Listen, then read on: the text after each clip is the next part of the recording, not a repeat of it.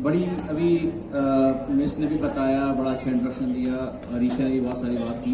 इसमें बहुत सारे टर्म्स यूज़ किए हैं, हाई अवेलेबिलिटी, स्केलेबिलिटी।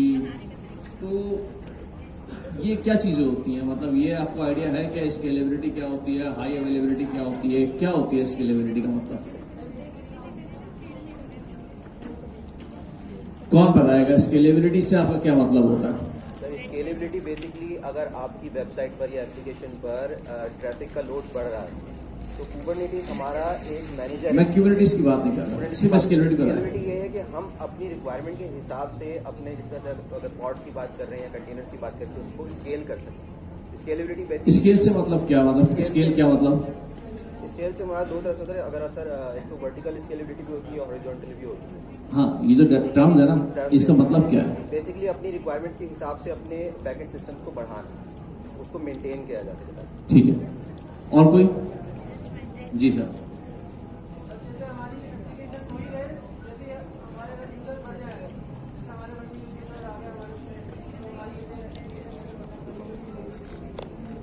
ठीक है, आपका नाम क्या है? नाम तो नहीं आपका नाम? अब्दुल राज, ठीक है। अच्छा, और हाई अवेलेबिलिटी क्या होती है?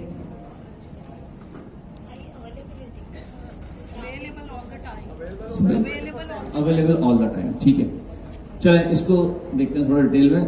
पहले मुझे ये बताइए कि आप लोग जो है वो Q2 में से हमने वेब डेवलपमेंट स्टार्ट की और अब हम जो है वो फास्ट API भी पढ़ी आप लोगों ने। तो आपको दो चीज़ें उसके अंदर आपने पढ़ी, एक क्लाइंट और एक सर्वर। तो जब मैं बात करता हूँ सर्वर की तो आपके जहन में क्या आता है, मतलब सर्वर से क्या मतलब होता है? क्या सर्वर कोई एक अलग किस्म की चीज़ होती है या एक कंप्यूटर ही होता है सर्वर भी? एक कंप्यूटर होता है जहां आपकी वेबसाइट।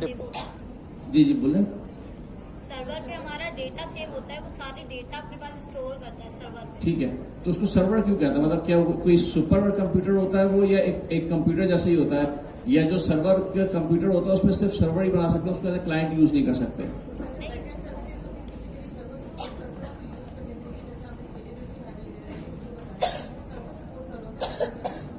ठीक है, तो अच्छा वेब सर्वर क्या होता है?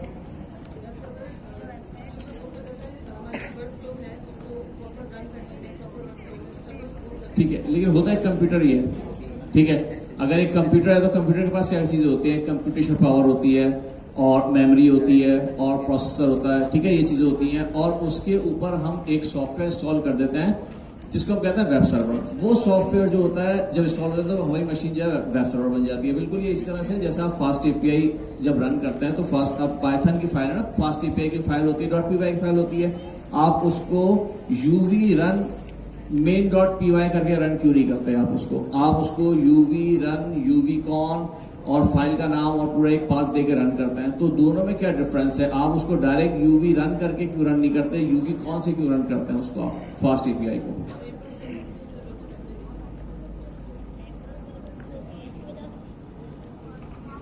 ठीक है, क्योंकि देखें फास्ट एपीआई के साथ हम यूज करते हैं, यूवीकॉन फास्ट एपीआई के साथ यूज करते हैं और यूवी जो है वो एक अलग हमारा पैकेज मैनेजर है, उसका ऑब्वियसली पाथ उसका डिफरेंट होगा।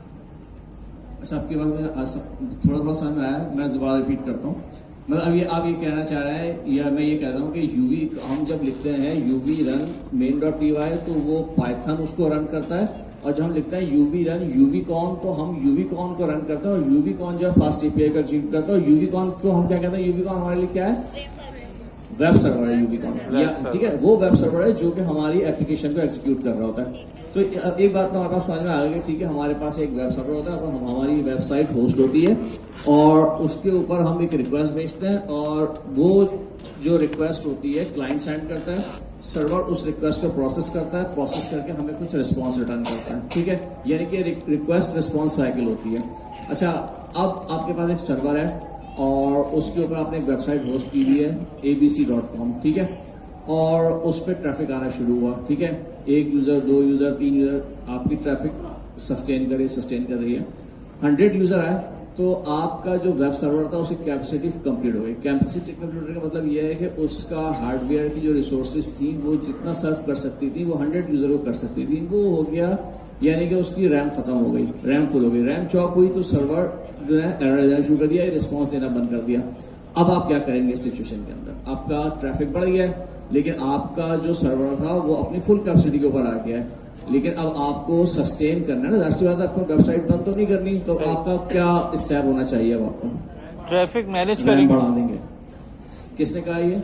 ठीक है, इन्होंने कहा रैम बढ़ा देंगे, 8 GB थी 16 GB कर दी, आपकी वेबसाइट चलना शुरू हो गई, 200 यूजर हुए, फिर दोबारा चौक होना शुरू हो गई। अब क्या करेंगे? फिर रैम बढ़ा, कब तक बढ़ाते रहेंगे? रैम की एक लिमिट होगी ना, वहां उससे अगर रैम नहीं बढ़ा सकते आप, आपका ट्रैफिक बढ़ता रहेगा, रैम आप बढ़ाते रहेंगे।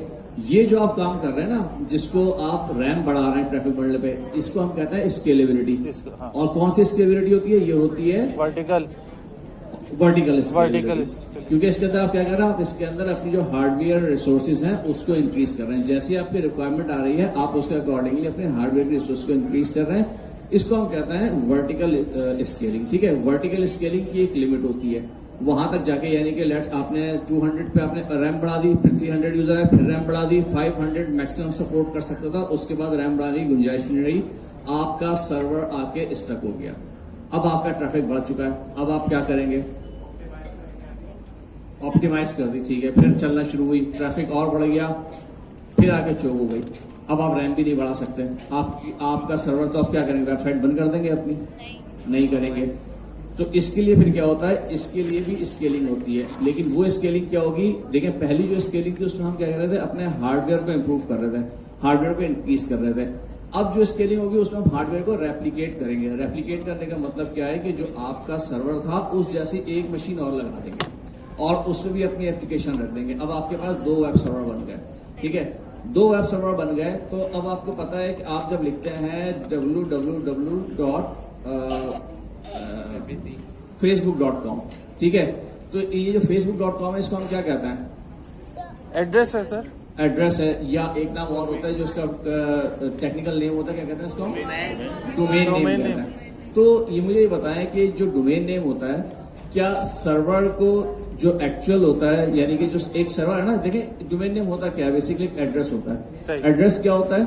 एड्रेस ये होता है कि मुझे जैसे किसी के घर, सर के घर जाना है, अगर मैं सर से पूछूंगा सर आप कहाँ रहते हैं, तो सर मुझे कहेंगे कि मैं जो हूँ आपने नॉर्थ नाजिमाबाद के अंदर ब्लॉक ए के अंदर सेक्टर 4A और हाउस नंबर ये। तो मुझे ये बताएं कि अगर ये मेरे पास ये एड्रेस हो तो मैं घर पहुँच सकता हूँ? ठीक है, पहुँच जाऊंगा। तो इसका अब मुझे ये बताएं कि क्या एक शहर के अंदर एक एड्रेस 2 सिमिलर एड्रेस हो सकता है? नहीं। इसका मतलब है एड्रेस जो होता है वो यूनिक होता है। ठीक है, अगर यूनिक एड्रेस नहीं होगा तो हम उस जगह तक नहीं पहुंच सकते। अच्छा, मुझे जो है, मैंने आपसे कहा मुझे जो है वो एक अच्छी पैंट बाय करनी है, तो आपने कहा कि आपको जो है वो डायनर्स से मिल जाएगी। मैंने कहा डायनर्स कहाँ है? आपने कहा आप डॉलमेन मॉल चले जाएं। डॉलमेन मॉल कहाँ है? आपने कहा तारिक रोड पर आप जाएं, डॉलमेन मॉल जाएं, डायनर्स जाएं, और वहां से, तो ये आपने क्या किया? आपने मुझे सर्वर का एड्रेस दे दिया, मैं वहां तक पहुंचा। अब जब वहां तक पहुंच गया तो अब मैं उसको रिक्वेस्ट करूंगा, अब वहां पे खड़ा होगा सेल्स एजेंट, वो उससे पूछेगा आपको क्या चाहिए, मुझसे रिक्वेस्ट, मैं कहूंगा मुझे पैंट चाहिए तो मुझे पैंट का जो सेक्शन होगा उस तरफ रिडायरेक्ट कर देगा। अगर मैं कहूंगा मुझे शर्ट चाहिए तो वो शर्ट के सेक्शन की तरफ रिडायरेक्ट कर देगा। ठीक है, मेरी रिक्वेस्ट गई, मेरी रिक्वेस्ट थी शर्ट लेना, मैंने शर्ट बाय की, रिस्पॉन्स आया, वापस आ गया, ये पूरा एक साइकिल कंप्लीट हो गया। सेम सर्वर का भी यही होता है। सर्वर का एक एड्रेस होता है और वो एड्रेस क्या होता है? उसका IP एड्रेस होता है 172.1.1 इस तरह करके। ठीक है, 4 क्लासेस होती हैं, मतलब उसके डॉट के 3-3 नंबर होता है, तो इस 4 क्लास के आते हैं उसको। तो अब ये नंबर याद रखना आपको मुश्किल होता है, यानी कि मैं आपको कहूँ कि फेसबुक है, उसका जो है वो IP एड्रेस, अगर मैं देखिए आपको facebook.com याद रहेगा, google.com याद रहेगा, hotmail.com याद रहेगा, Jio.tv याद रहेगा, लेकिन अगर आपको 4 IP एड्रेस में कह दूं ना तो वो आपको याद नहीं रहेंगे। तो IP एड्रेस होता है मशीन के लिए, सर्वर के लिए, डोमेन नेम होता है ह्यूमंस के लिए। ठीक है, हम इजीली उसको एक्सेस कर सकते हैं। तो बात कहाँ से शायद शुरू हुई थी, खैर 12। तो डोमेन नेम क्या होता है? तो उसका एड्रेस होता है जो कि उसको यूनिकली आइडेंटिफाई करता है। ठीक है, सर्वर, हाँ ठीक है। अब जो facebook.com है वो कहाँ रखा हुआ है? किसी यानी कि आपने एक वेबसाइट बनाई और एक मशीन, एक वेब सर्वर लिया, उसके ऊपर वेबसाइट रख दी और उसके ऊपर डोमेन मैप कर दिया, उसका एक IP एड्रेस था, उसके ऊपर डोमेन मैप कर दिया और facebook.com आपने लिखा, आप उस सर्वर पे चले गए। अब हम अपनी एप्लीकेशन, अपनी एग्जाम्पल पर आते हैं जो हमें प्रॉब्लम आ रही थी कि हमारे पास सर्वर चुप हो गया था, हमने 2 मशीनें लगा दी हैं, तो अब एक मशीन ये है, एक मशीन ये है, इसमें भी कोड पड़ा हुआ है, इसमें भी कोड पड़ा हुआ है, इसके ऊपर अलग आईपी एड्रेस है, इसके ऊपर अलग आईपी एड्रेस है। तो आप अपना डोमेन किस पे मैप करेंगे? दोनों पे मैप हो नहीं सकता। एक डोमेन जो है वो एक एड्रेस पे, एक आईपी पे मैप हो सकता है, दो पे मैप नहीं हो सकता। एक पे मैप करके और दोनों में ट्रैफिक मैनेज करना शुरू कर देंगे। लोड बैलेंसिंग पे आप जा रहे हैं, मैं वहीं ले जाना चाह रहा था आपको, लेकिन आपने बात सही की, लेकिन थोड़ा सा डिफरेंट वे में।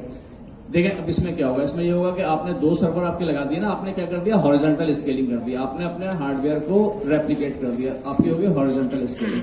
अब 2 सर्वर हो गए, अब आपने किस पे मैप करना है, यानी कि आपका जो रिक्वेस्ट आएगी कौन सर्वर पे आएगी ये आपको नहीं पता, क्योंकि 2 सर्वर है। तो हम क्या करते हैं, हम एक तीसरी मशीन लगा देते हैं, उसको हम कहते हैं लोड बैलेंसर, और उस मशीन का आईपी एड्रेस हम मैप कर देते हैं डोमेन के ऊपर, और उस मशीन के पास हमारे दोनों सर्वर का एड्रेस होता है। ठीक है, तो अब जो रिक्वेस्ट जाएगी ना वो जाती है लोड बैलेंसर पे, और लोड बैलेंसर देखता है कि किस सर्वर को उसने रिक्वेस्ट भेजनी है, क्योंकि दोनों सर्वर के ऊपर सेम हार्डवेयर है, सेम कोड रखा हुआ है। ठीक है, तो वो उसको पता है लोड बैलेंसर को कि मेरे दोनों सर्वर के पास कितना कितना ट्रैफिक है, जिसमें कम ट्रैफिक होगा।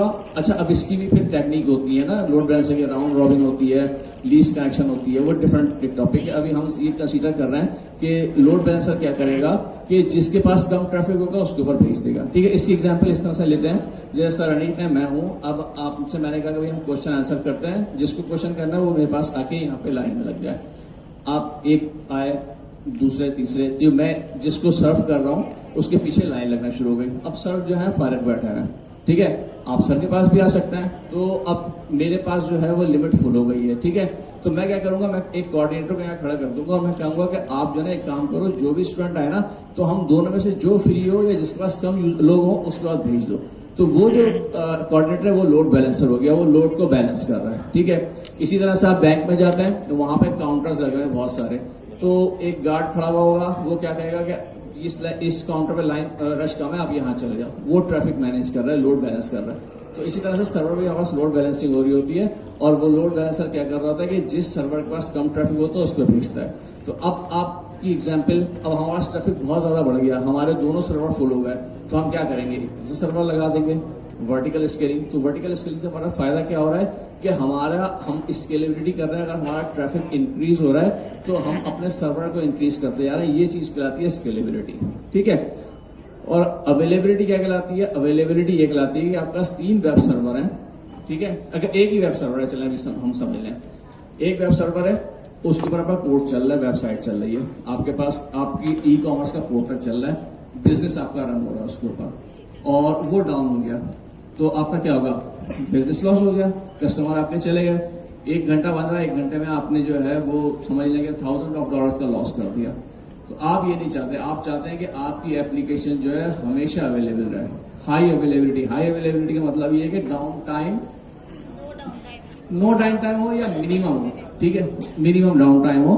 तो उसके लिए हम क्या करते हैं, हम ये करते हैं कि हम फिर 2 या 3 वेब सर्वर लगा देते हैं कि अगर एक डाउन हो तो ट्रैफिक दूसरे सर्व हो जाए, दूसरा डाउन हो तो तीसरे सर्व हो जाए। ठीक है, इन द मीन वाइल ये जस्ट 3 सपोज करेंगे 3 वेब सर्वर मेरे पास चल रहा है, एक मशीन मेरी डाउन हो गई, 2 से ट्रैफिक सर्व हो रहा है, तो अब 2 सर्व हो रहा है, वेबसाइट मेरी चल रही है, तो मैं क्या करूंगा, तीसरे को अप कर दूंगा, फिर तीनों चलना शुरू हो जाएंगे।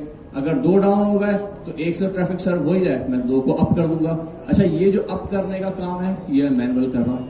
ठीक है, क्योंकि मशीन डाउन हुई ना, मेरा जो जैसी मशीन डाउन हुई मेरे पास नोटिफिकेशन आ गया ईमेल के ऊपर या SMS आ गया मोबाइल के ऊपर कि आपकी मशीन डाउन हो गई है। अब मशीन को अगर मैं खुद मैनेज कर रहा हूं तो मैं जाके उसको स्टार्ट कर दूंगा, और अगर कोई मैंने मैनेज सर्विस ली है तो मैं अपने होस्टिंग प्रोवाइडर को ईमेल करूंगा या कॉल करूंगा कि मशीन डाउन है, स्टॉप कर दो, वो स्टॉप कर देगा। तो हाई अवेलेबिलिटी यानी कि मेरी मशीन डाउन हो रही है लेकिन मेरी एप्लीकेशन डाउन नहीं हो रही, क्योंकि मेरी एप्लीकेशन मल्टीपल यानी डिस्ट्रीब्यूट एनवायरनमेंट के अंदर चल रही है, मल्टीपल मशीन के ऊपर मेरी एप्लीकेशन रन हो रही है। इसको हम कहते हैं हाई अवेलेबिलिटी। ठीक है, तो ये डिफरेंस होता है स्केलेबिलिटी में और हाई अवेलेबिलिटी के अंदर। अच्छा, अब हम बात कर रहे थे डॉकर की और डॉकर कंपोज की, तो सर आप स्टार्ट करेंगे या थोड़ा सा हम बात करें? ठीक है, तो हम बात करते हैं डॉकर। अच्छा, समझ में आ रही है बात आपको, मैं जो आपको बता रहा हूँ? Yes sir. ठीक है, अच्छा, अब आपने डॉकर पढ़ लिया, अब मुझे ये बताइए कि डॉकर की जरूरत क्यों पड़ी आपको? डॉकर यूज करने की जरूरत क्यों पड़ी? क्योंकि वो एक सर, कंटेनर बताए आप पहले आप बोल रहे फिर आप बोल रहे। क्योंकि वो एक ही कंटेनर में आपका जितना भी डेटा होता है उसमें सेव कर लेता है। लाइक अगर आपने कोई वेबसाइट बनाई वो आपके पास चल रही है ठीक दूसरे के है, पास, लेकिन मैं ये बात कर रहा हूँ कंटेनर की जरूरत क्यों पड़ी? आपको क्यों जरूरत पड़ रही है कंटेनर की, जबकि आप अपने मशीन अपनी मशीन पे आपने नेट.js चलाई थी ना, वेब सर्वर बना के चलाया था आपने, यूवी से पाइथन चलाई थी, अपनी मशीन पे चलाई थी, तो चल तो रही थी। आपको कंटेनर की जरूरत क्यों पड़ रही है? जी वो बताएं। सिर्फ सर मुझे अपनी एप्लीकेशन को दूसरे लोगों के सर्वर पर और दूसरे लोगों के सिस्टम पे चलाने के लिए ज़रूरत पड़ती है डॉक्टर की, कि मैं अपनी जो एप्लीकेशन है वो इमेज की सूरत में दूसरों को प्रोवाइड कर सकूं, जो कि अपने ही कंप्यूटर पे उसको रन कर सके। एरर ना फिर ठीक है, कंसीडर कर लेते हैं इसको। और कोई डिपेंडेंसीज को, सॉरी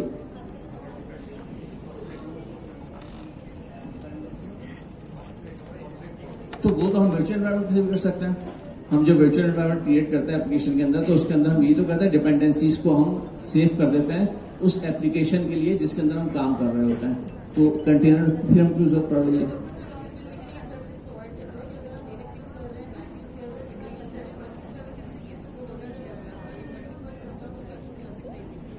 अच्छा ठीक है, आप ये कह रही है कि जो आपका प्लेटफॉर्म इंडिपेंडेंट हो जाता है बेसिक डॉकर से, ठीक है, इसको भी कंसीडर कर लेते हैं। अच्छा मुझे ये बताएं, जी बताइए।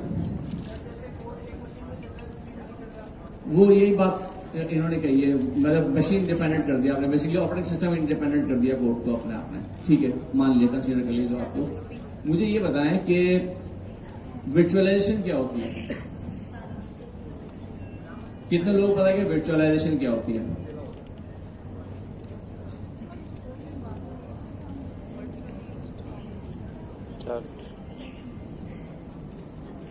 किसी को पता है? जी बताइए। सर, आप अपनी मशीन की रिसोर्सेज जो है ना उसको आइसोलेट कर देते हैं, ताकि आपकी जो एप्लीकेशन है अगर वो कंटेनराइज्ड है या आइसोलेटेड एनवायरनमेंट में चल रही है तो वो उस मशीन की रिसोर्सेज इस्तेमाल करे, और दूसरा जो उसके ऊपर चल रहा है ऑपरेटिंग सिस्टम या कोई भी सर्विस चल रही है वो उस चीज़ के साथ इंटरफेयर ना करे, आइसोलेट हो जाए, और जो मशीन है उसको एज ए इंडिपेंडेंट तौर पे इस्तेमाल करे। ठीक है, और कोई? अच्छा देखिए, वर्चुअलाइजेशन बेसिकली क्या होती है, आपने सही कहा। देखिए मेरे पास चल रहा है ये वाला सिस्टम है जिसमें मैंने की हुई है इंस्टॉल विंडोज, ठीक है, इससे मैं डेवलपमेंट कर रहा हूँ और फॉर विंडोज, ठीक है। अब मेरे पास रिक्वायरमेंट आ गई, मुझे कुछ ऐसा प्रोग्राम बनाना है जो कि लिनक्स पे मुझे जिसकी डेवलपमेंट करनी हो। तो अब मैं क्या करूंगा, मेरे पास मशीन तो एक ही है, तो मैं विंडोज को रिमूव करूं, लिनक्स इंस्टॉल करूं, काम करूं, ठीक है। लेकिन अब मुझे अगर दोनों पे काम करना है साइमल्टेनियसली या स्विचिंग करनी है तो क्या करूं? अब मुझे मशीन पे दो ऑपरेटिंग सिस्टम चाहिए, यानी कि इस मशीन के अंदर एक और मशीन चाहिए। तो हम क्या करते हैं कि ये जो मेरी फिजिकल मशीन है इसके ऊपर मैं एक वर्चुअल मशीन बना लेता हूँ, वो बनती है बाय सॉफ्टवेयर। एक सॉफ्टवेयर होता है VMware का, उसके थ्रू हमारी मशीन के अंदर वर्चुअलाइजेशन कर लेते हैं। अच्छा वो क्या होती है, देखिए मशीन क्या होती है, जो आपकी कंप्यूटर है, एक कंप्यूटर आप किसको कहते हैं? जिसके पास प्रोसेसिंग पावर हो, कंप्यूटेशन पावर हो, मेमोरी हो, ये तीन चीजें इसके पास होती हैं, और उसके अंदर हम मेमोरी के अंदर और ऑपरेटिंग सिस्टम हो, ठीक है, ये चार चीजें इसके पास होती है, उसको कहते हैं कि ये एक मशीन है, ठीक है ना। तो मैं मशीन अगर इसको कह रहा हूं तो इसका मतलब ये कि इसके पास प्रोसेसिंग पावर है, यानी प्रोसेसर है इसके अंदर मेमोरी है यानी कि रैम है, और इसके पास ऑपरेटिंग सिस्टम इसका अपना है, ठीक है। तो अब मैं कह रहा हूँ कि मैं इसके अंदर एक और मशीन क्रिएट कर रहा हूँ। इसका मतलब यह है कि इसके अंदर मैं एक और मशीन क्रिएट कर रहा हूँ जो कि इसके अंदर होगी लेकिन इससे डिफरेंट होगी, ठीक है। तो उसके ऊपर मैं ये करता हूँ कि इसके अंदर 16 GB रैम लगी हुई है। मैंने कहा 16 GB रैम जो है ना, वो इसमें से मैं 2 GB रैम निकाल लूँ। हार्ड ड्राइव लगी हुई है 1 TB की, इसमें से मैं कहता हूँ 200 MB की मैं हार्ड ड्राइव निकाल लूँ, और इसके अंदर जो है वो इस निकाल के और एक मशीन बना लूँ और उसके ऊपर मैं इंस्टॉल कर लूँ लिनक्स, ठीक है। तो ये काम होता है थ्रू वर्चुअलाइजेशन। लेकिन उस अब वर्चुअलाइजेशन की अगर आप बनाते हैं, VM बनाते हैं, वर्चुअल मशीन बनाते हैं, तो वो क्या करता है कि आपके हार्डवेयर को ऑक्यूपाई कर रहा होता है। फिर दूसरा ये है कि जब वो स्टार्ट होता है और डाउन होता है तो उसके अंदर टाइम बहुत ज़्यादा लेता है। तो उस चीज को बचने के लिए हमने क्या किया, फिर हमने डॉकर्स निकाला। अच्छा, डॉकर भी वर्चुअलाइजेशन ही है। डॉकर भी आपने जब डॉकर इंस्टॉल किए तो आपने, मुझे नहीं पता क्योंकि अब जो नया ओएस आ रहा है उसके अंदर होती है, लेकिन पुराने में क्या होता था कि आपको बायोस में जाके वर्चुअलाइजेशन ऑन करनी पड़ती थी, ठीक है ना। तो जब तक आप वर्चुअलाइजेशन ऑन नहीं करते आपके पास डॉकर इंस्टॉल नहीं होता। तो डॉकर भी वर्चुअलाइजेशन की एक फॉर्म है। उसके अंदर वो क्या करता है कि आपके पास एक तो आपका जो अभी यहाँ से बात की किसी फीमेल ने कि आपका आइसोलेशन कर देता है। आइसोलेशन क्या कर देता है कि आपका जो ओएस है, आपके पास विंडोज चल रही है, इस पर अपनी लिनक्स की डेवलपमेंट करनी है, तो आप डॉकर बनाते हैं और डॉकर बना के उसके अंदर आप लिनक्स इंस्टॉल करते हैं और लिनक्स आप उस पर काम कर लेते हैं अपना। फिर दूसरा फायदा क्या होता है कि आप शेयरिंग कर सकते हैं अपने कोड की। आपने जस्ट इमेज किसी को दी, उसने इमेज अपने पास रन की और उसके पास वो चीज़ें सारी आ गई। तो एक तो रिसोर्सेज शेयरिंग हो रही है और दूसरा वर्चुअलाइजेशन होकर आपके लिए ईजी हो रहा है, ठीक है। अच्छा, ये हम क्यों कर रहे हैं, देखें होता क्या है। होता ये है कि आपके पास जो वेब सर्वर होता है ना,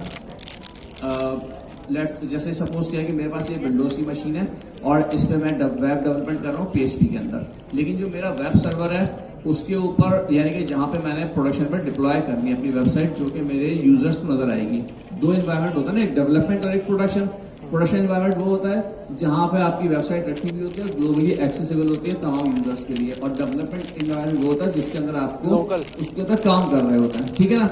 तो अब मेरे पास विंडोज है, लेकिन मेरा जो सर्वर है उसके पास लिनक्स इंस्टॉल नहीं हुई है और PHP दोनों के ऊपर चल जाती है, ठीक है।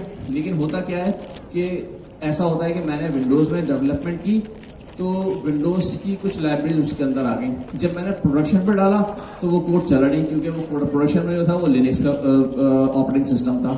तो इस चीज़ से बचने के लिए हम क्या करते हैं, हम ये करते हैं, दो तरीके होते हैं। एक तरीका तो ये होता है कि जो मेरा प्रोडक्शन एनवायरनमेंट है ना, वो सेम एनवायरनमेंट में अपने सिस्टम के ऊपर इंस्टॉल कर लूँ। यानी कि प्रोडक्शन पे लिनक्स है तो मैं अपने सिस्टम पे भी लिनक्स कर लूँ, और अगर प्रोडक्शन पे PHP का वर्जन 8 चल रहा है तो अपने डेवलपमेंट भी PHP वर्जन 8 करूँ, ताकि मेरा जो एनवायरनमेंट है वो नेटिव हो जाए। नेटिव से मतलब ये है कि जहां पे मेरी एप्लीकेशन को एग्जीक्यूट होना है वही नेटिव एनवायरनमेंट मेरे सिस्टम के अंदर हो, ठीक है। लेकिन उसके लिए मुझे क्या करना पड़ेगा, पूरे के पूरे सिस्टम को अपने ओवरहॉल करना पड़ेगा, पूरे सिस्टम को सेम मैच करना पड़ेगा प्रोडक्शन के साथ। तो डॉकर्स हमें जो है ना एक चीज ये भी देता है कि हम नेटिव एनवायरनमेंट बना सकते हैं अपने एनवायरनमेंट में रहते हुए, ठीक है। तो एक फायदा ये होता है उसका। तो अब इसमें क्या हुआ कि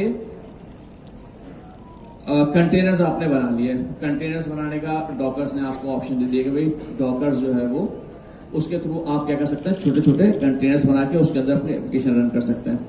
अच्छा, मुझे एक बात बताएं, अभी जब इंट्रोडक्शन दे रहे थे हमजा, तो उन्होंने एक बात कही थी कि मुझे ये बताएं कंटेनर में जो डेटा सेव होता है वो वॉलेटाइल होता है या परसिस्टेंट होता है? वॉलेटाइल। कौन एग्री कर रहा है इनसे? ठीक है। और कितने लोग कह रहे हैं परसिस्टेंट होता है? नहीं होता। तो अब मुझे अच्छा एक बात बताएं कि कंटेनर जो होता है उसमें कितने तरह का डाटा होता है? कितने तरह का? डॉकर फाइल होती है, आपकी रूट डायरेक्टरी होती है, एप्लीकेशन होती है। दो तरह का डाटा होता है ना। एक तो एप्लीकेशन होती है आपकी, यानी कि जो अपना कोड आपका लिखा हुआ है वो कोड उसके अंदर होता है, ठीक है। वो तो होता क्या है कि जैसे आप इमेज से कंटेनर बनाते हैं, इमेज वो सारा का सारा कोड आपके कंटेनर में कॉपी करके कंटेनर को रन कर देता है। दूसरा डाटा कौन सा होता है? दूसरा डाटा ये होता है कि आपका कंटेनर रन हो रहा है, उसमें आपने कोई जो है वो आपने क्या किया, उसके अंदर एक नोटपैड की फाइल बना ली। यानी कि आपका जो कोड है जो कंटेनर में चल रहा है वो क्या कर रहा है, एक नोटपैड की फाइल जनरेट कर रहा है और उसके अंदर कुछ टेक्स्ट सेव कर रहा है, ठीक है। तो जैसे ही आपका कंटेनर डिस्ट्रॉय हो गया, फिर आपने दोबारा कंटेनर अप किया, तो क्या जो नोटपैड की फाइल बनी हुई थी वो आपको मिलेगी? नहीं सर, वो नहीं मिलेगी, क्योंकि वो जो नोटपैड की फाइल थी वो आपके इमेज का पार्ट नहीं थी। आपका जब कंटेनर अप होता है तो आपको सिर्फ वो चीजें मिलती हैं जो आपके इमेज के अंदर होती हैं, ठीक है। जो कंटेनर के अंदर आपने काम करते हुए कोड डाटा सेव किया है वो डाटा आपका सेव नहीं होता। उस डाटा को हमने सेव करने पर हम क्या करते हैं, अच्छा वो डाटा क्यों सेव नहीं होता? वो डाटा पहले मुझे बताएं कि डाटा वो सेव क्यों नहीं होता है? सर रीड ओनली है एक तरीके से। वो कंटेनर जो है ना हमारा, उसमें उसकी जो क्या चाहिए कि उसकी जो उसमें मेमोरी नहीं है, हम उसको सिर्फ एट द टाइम जब यूज कर रहे हैं उस वक्त हम उसको यूज कर रहे हैं, उसके बाद जब हम उसको यूज डाउन करते हैं या हम उसको डिस्ट्रॉय करते हैं उसकी सारी चीजें बैक टू कंटेनर हो जाती है, रीसेट हो आपका जाती नाम क्या है? है। जोहेब, जुएब ने एक बात कही है, कंटेनर के पास मेमोरी नहीं है। तो कितने लोग इससे एग्री कर रहे हैं? क्या कंटेनर के पास मेमोरी है? नहीं है। हाँ, लेकिन टेम्परेरी है, जैसे ही कंटेनर खत्म होता है तो एग्जैक्टली मेमोरी होती है कंटेनर के पास, लेकिन कंटेनर डिस्ट्रॉय होता है, मेमोरी भी खत्म हो जाती है। टेम्पररी होती है, परसिस्टेंट नहीं होती, ठीक है, वॉलेटाइल मेमोरी होती है। Volatile। क्योंकि एक ही देखें, बात। जो आपका कंटेनर है ना, उसको भी आप एक मशीन कह सकते हैं। Yes, और yes। मैंने कहा कि मशीन की डेफिनेशन क्या है? चलो आजाद में फिर बात करते हैं। कहाँ हो तुम?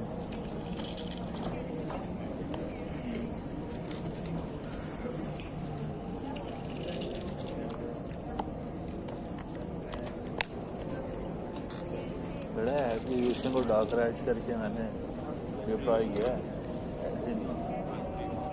आज फ्री हो गए हो ना, लेकिन भाई ये सुनना था असल में।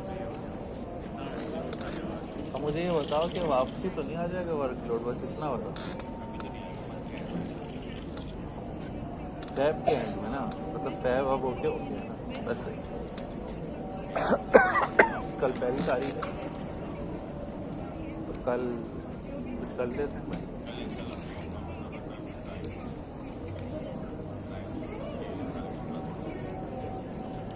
क्योंकि 2 साल हो जाएंगे, सही है ना, और बात हुई थी 1 साल, तो अगर $1 भी नहीं एक तो चाहिए, एक ये मेरा कस्टमर बैठा है, सही है ना, घर जाके अपना कार्ड डालेगा इंशाल्लाह, आज ही परचेज करेगा। मुझे क्या फायदा, यूज तो करके देखो ना, 10x नहीं हो गई ना तुम्हारी परफॉर्मेंस, फिर पैसे वापस 30 डे मनी बैक गारंटी मेरा भाई। लिखा समझ में नहीं, हाँ लिखा हुआ, पॉलिसी है, अप्लाई किया हुआ। तुम्हें काम करना ना, पेमेंट करते ही बोलना क्लेम।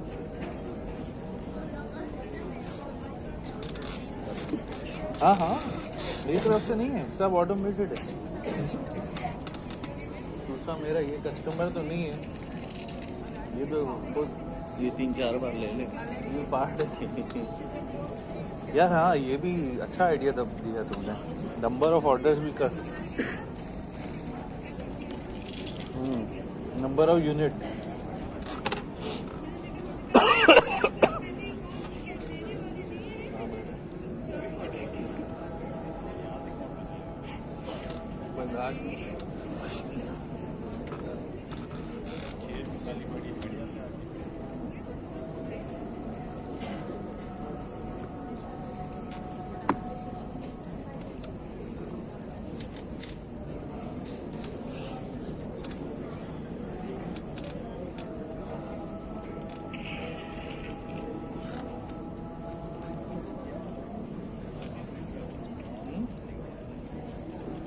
सब हो गया,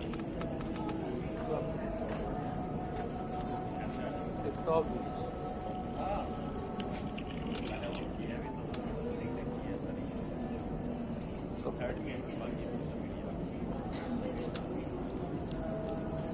जब भी बोलता हूँ सर ने 5 पे कर दिया, CRM सिस्टम बना, 0 बन गया। हाँ लिंक्डइन वगैरह सब होगा।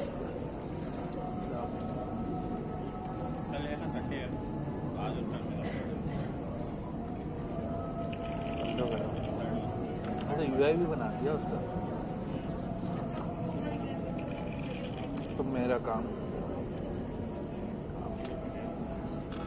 बस, क्योंकि ये काम बस पहले करना है, उसके बाद ये सब होता रहेगा, नई नई चीज़ें आती रहेंगी।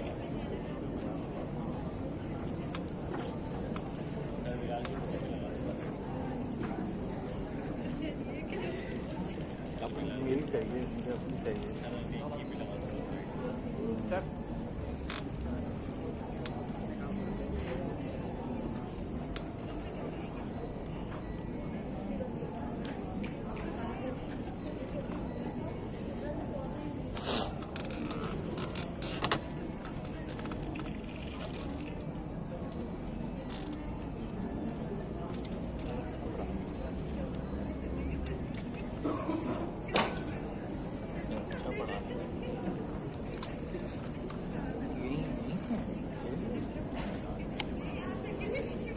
ये वो तो नहीं है जिनका यूट्यूब चैनल है, ये वो थोड़ी है।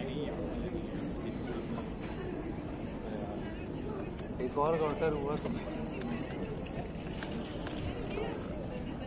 हो सकता है।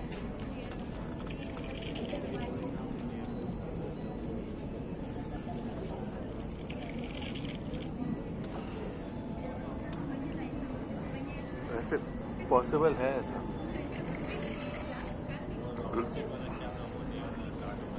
हाँ अच्छा, तो हम बात कर रहे थे कंटेनर, और कंटेनर को हम कह रहे थे कि भाई मुझे एक मशीन होती है, उसके अंदर क्या क्या चीज़ें होती हैं, उसके पास प्रोसेसिंग पावर होती है, उसके पास हार्डवेयर होता है, और उसके पास मेमोरी होती है, उसके पास नेटवर्क होता है। ठीक है, नेटवर्क भी होता है हर मशीन के पास। यस आप जब जो वो कर रहे थे नेक्स्ट.जेएस की आपने, या आपने फास्ट एपीआई की, तो आप अपने जो वेब सर्वर था उसको आप किस पे रन करते थे? लिनक्स। सॉरी, जो आपकी एप्लीकेशन थी, जब वेब सर्वर रन होता था तो आपकी एप्लीकेशन कहाँ पे, ब्राउजर के अंदर किस आईपी के ऊपर अवेलेबल होती थी? 8,000 नहीं आईपी 172.168 8,000 तो पोर्ट है ना, आईपी 172.168.0.1 जी। सर 0.27 और कौन? 127.0 127 ही थी। सिस्टम की जो आईपी होगी सर उसी का 127 या 127 बस। ठीक है, ये आईपी होती है आपके नेटवर्क की, यानी कि आपके सिस्टम के अंदर नेटवर्क है, उसकी लोकल होस्ट की आईपी होती है, जिसको हम लोकल होस्ट भी कहते हैं और लूप बैक भी कहते हैं। ये आईपी होती है। और आपका जो वेब अवेलेबल होता है, उसकी पोर्ट क्या होती है, किस पोर्ट पे अवेलेबल होती है आपकी वेब? 800 बाय डिफॉल्ट 8,000 8,000 हाँ 8,000 ठीक है, या 8080 सॉरी 8,000 नहीं बल्कि 8080 होती है। पोर्ट 80 कहते हैं बेसिकली इसको हम। यस। तो इसको मैं जस्ट 80 कह रहा हूँ। पोर्ट 80 कहते हैं इसको। वेब अवेलेबल होती है इसके बाद आपके पास। अच्छा, मुझे ये बताएं कि आईपी में और पोर्ट में डिफरेंस क्या होता है? पोर्ट क्यों यूज करते हैं? सर पोर्ट एक तरीके से आपको इजाजत देता है कि जो है ना आप इस आईपी को एक्सेस कर सकते हैं। इट्स लाइक जैसे आप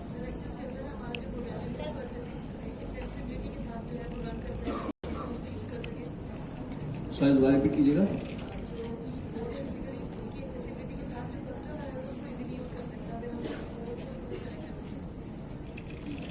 और कोई? सर आईपी एड्रेस हमारे पास वर्चुअली भी तो होता है, हम वो चेंज होता है बेसिकली हम आईपी एड्रेस को चेंज कर सकते हैं, लेकिन पोर्ट एड्रेस हमारा जो है वो लोकल मशीन में रहेगा, वो चेंज नहीं होगा। सर पोर्ट जो है ना टाइप ऑफ सर्विस जो है ना उसके लिए होता है। बिल्कुल, देखें याद आ गई। जो ये आईपी एड्रेस है ना, ये आपकी मशीन का एड्रेस होता है। ठीक है, अब उस मशीन के ऊपर मल्टीपल एप्लीकेशन चल रही है, उस पर आपका वेब सर्वर भी चल रहा है, उसके पास आपका डेटाबेस सर्वर भी होता है, उसके बाद मेल सर्वर भी होता है, और बहुत सारे सर्वर होते हैं। तो हर एप्लीकेशन जो होती है ना, देखें ये मशीन है ना, अगर मैंने इस मशीन को एक्सपोज करना है पब्लिकली, या इस मशीन पे जो एप्लीकेशन चल रही है उसको मैंने एक्सपोज करना है पब्लिकली अपने किसी दूसरे क्लाइंट के लिए, तो अपनी जो मेरी मशीन की एप्लीकेशन है उसको मैं किसी पोर्ट के थ्रू एक्सपोज करूंगा।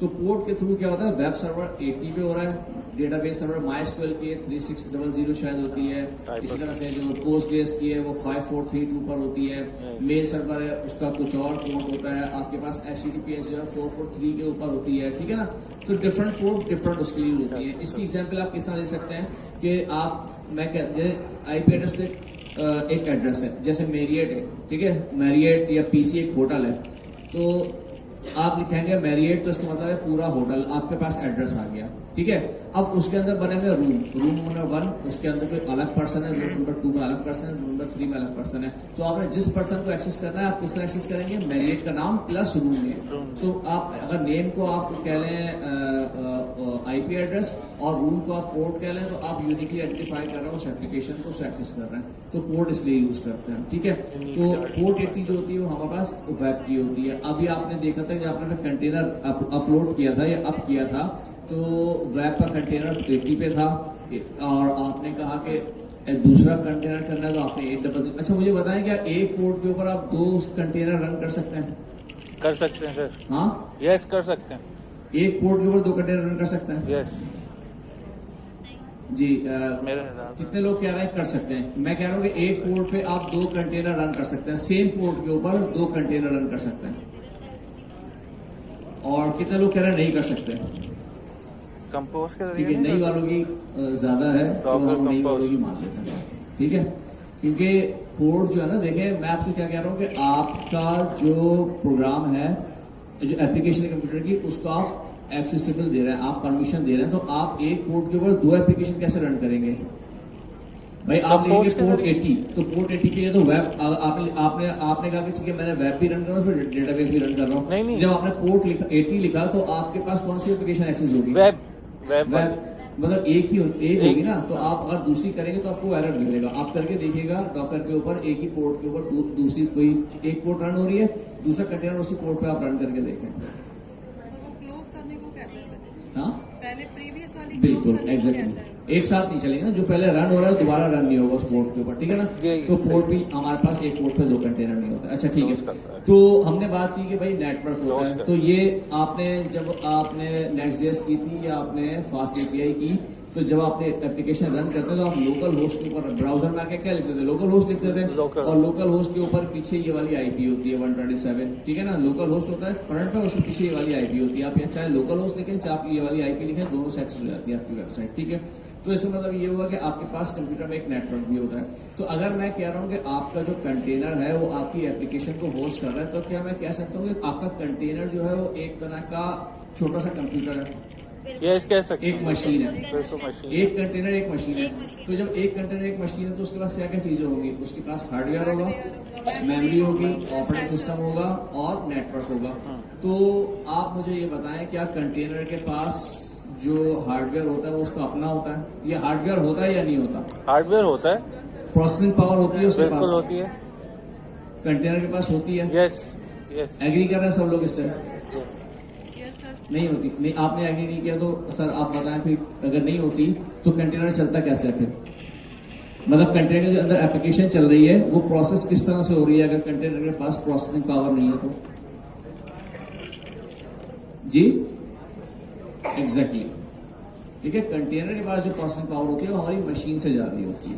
ठीक है, सही। और क्या कंटेनर के पास मेमोरी होती है? वो भी अच्छा, मेमोरी 2 तरह की होती है ना, एक परसिस्टेंट होती है, एक वोलेटाइल होती है। वोलेटाइल कौन सी है? आपकी रैम है। और परसिस्टेंट कौन सी है? डिस्क है, हार्ड ड्राइव आपके। ठीक है, तो क्या कंटेनर के पास जो मेमोरी होती है वो वोलेटाइल होती है या परसिस्टेंट होती है? वॉलेटाइल वोलेटाइल होती है। मतलब उसके पास कंप्यूटर है, छोटी सी रैम का कोई पार्ट होगा, वो भी हमारी मशीन का यूज कर रहा होगा। कंटेनर बंद होगा, रैम क्लियर होगी, उसका सारी चीजें खत्म हो गई। तो अगर मैंने उसका डाटा परसिस्टेंट करना तो मुझे कहाँ सेव करना पड़ेगा वो डाटा? वॉल्यूम अटैच करना पड़ेगा। वो वॉल्यूम कहाँ पे सेव करता है?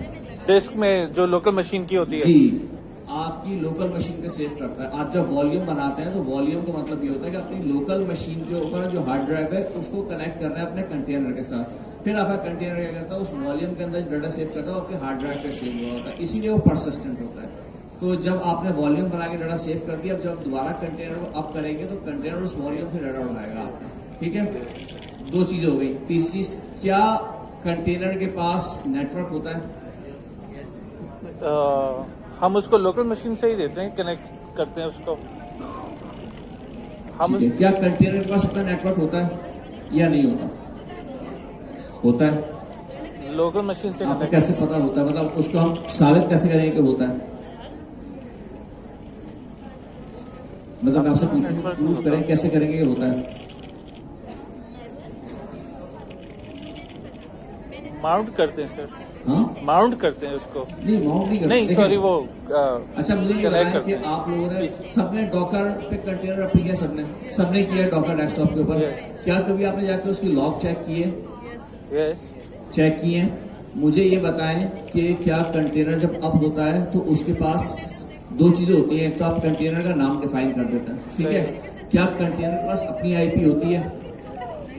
आईपी एड्रेस होता है कंटेनर का? नहीं नहीं होता है। होता है। हर कंटेनर का आईपी एड्रेस होता है जो unique अच्छा होता हाँ है। सॉरी ठीक है, वही बात आ गई कि आप कंटेनर को नाम से भी एक्सेस कर सकते हो और आईपी एड्रेस से भी एक्सेस कर सकते हो, लेकिन दोनों में फर्क है। फर्क क्या है?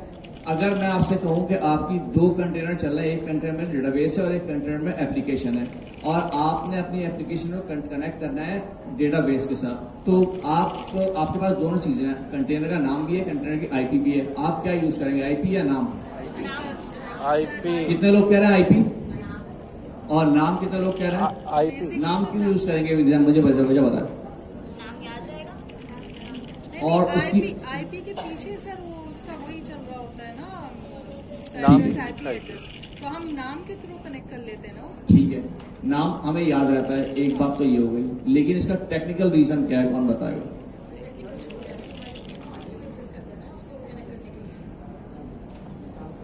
ठीक है, देखें अगेन बात वही है, ऑब्जर्वेशन। और वो कैसा है कि आप एक कंटेनर बनाएं, उसका आईपी एड्रेस नोट करें, उस कंटेनर को डिस्ट्रॉय करें, फिर दोबारा कंटेनर बनाएं और देखें क्या सेम आईपी मिलेगी उसको? नहीं सर, रिन्यू हो जाएगी, अलग मिलेगी, दूसरी बनेगी, वही लेकिन ना। नाम उसका सेम रहेगा। हाँ बिल्कुल, ये नाम हम खुद दे रहे हैं। तो आपने जब एप्लीकेशन अपनी बाइंड की हुई है, नाम से हाँ, बाइंड की हुई bind है, भले वो कंटेनर आप दोबारा आप कर दें, उसकी आईपी एड्रेस चेंज है, लेकिन नाम चेंज नहीं होगा, तो आपकी एप्लीकेशन चलती रहेगी। Yes. अगर आपने आईपी से बाइंड कर दिया ना, तो फिर जैसे ही वो कंटेनर अप होगा, आईपी चेंज होगी, आपकी एप्लीकेशन बंद हो जाएगी। सही। ठीक है, तो इसका मतलब ये हुआ कि हमारा जो कंटेनर उसके पास अपना एक नेटवर्क भी होता है। अब दो कंटेनर चल रहे हैं, इसका नेटवर्क अलग है, इसका नेटवर्क अलग है, आपस में दोनों कम्युनिकेट कैसे करेंगे? देखें एग्जाम्पल इसकी लेते हैं। बहुत सारे कमरे बने हुए ना, हम कहते हैं कि एक कमरा है, उस कमरे के अंदर एक पर्सन है, ठीक है, दूसरा कमरा है, दूसरे कमरे के अंदर दूसरा पर्सन है, दो अलग अलग पर्सन है। हम पर्सन को कहते हैं कंटेनर है। रूम ए में एक पर्सन है, एक कंटेनर, रूम बी में दूसरा पर्सन है, दूसरा कंटेनर, दो अलग अलग कंटेनर है, ठीक है।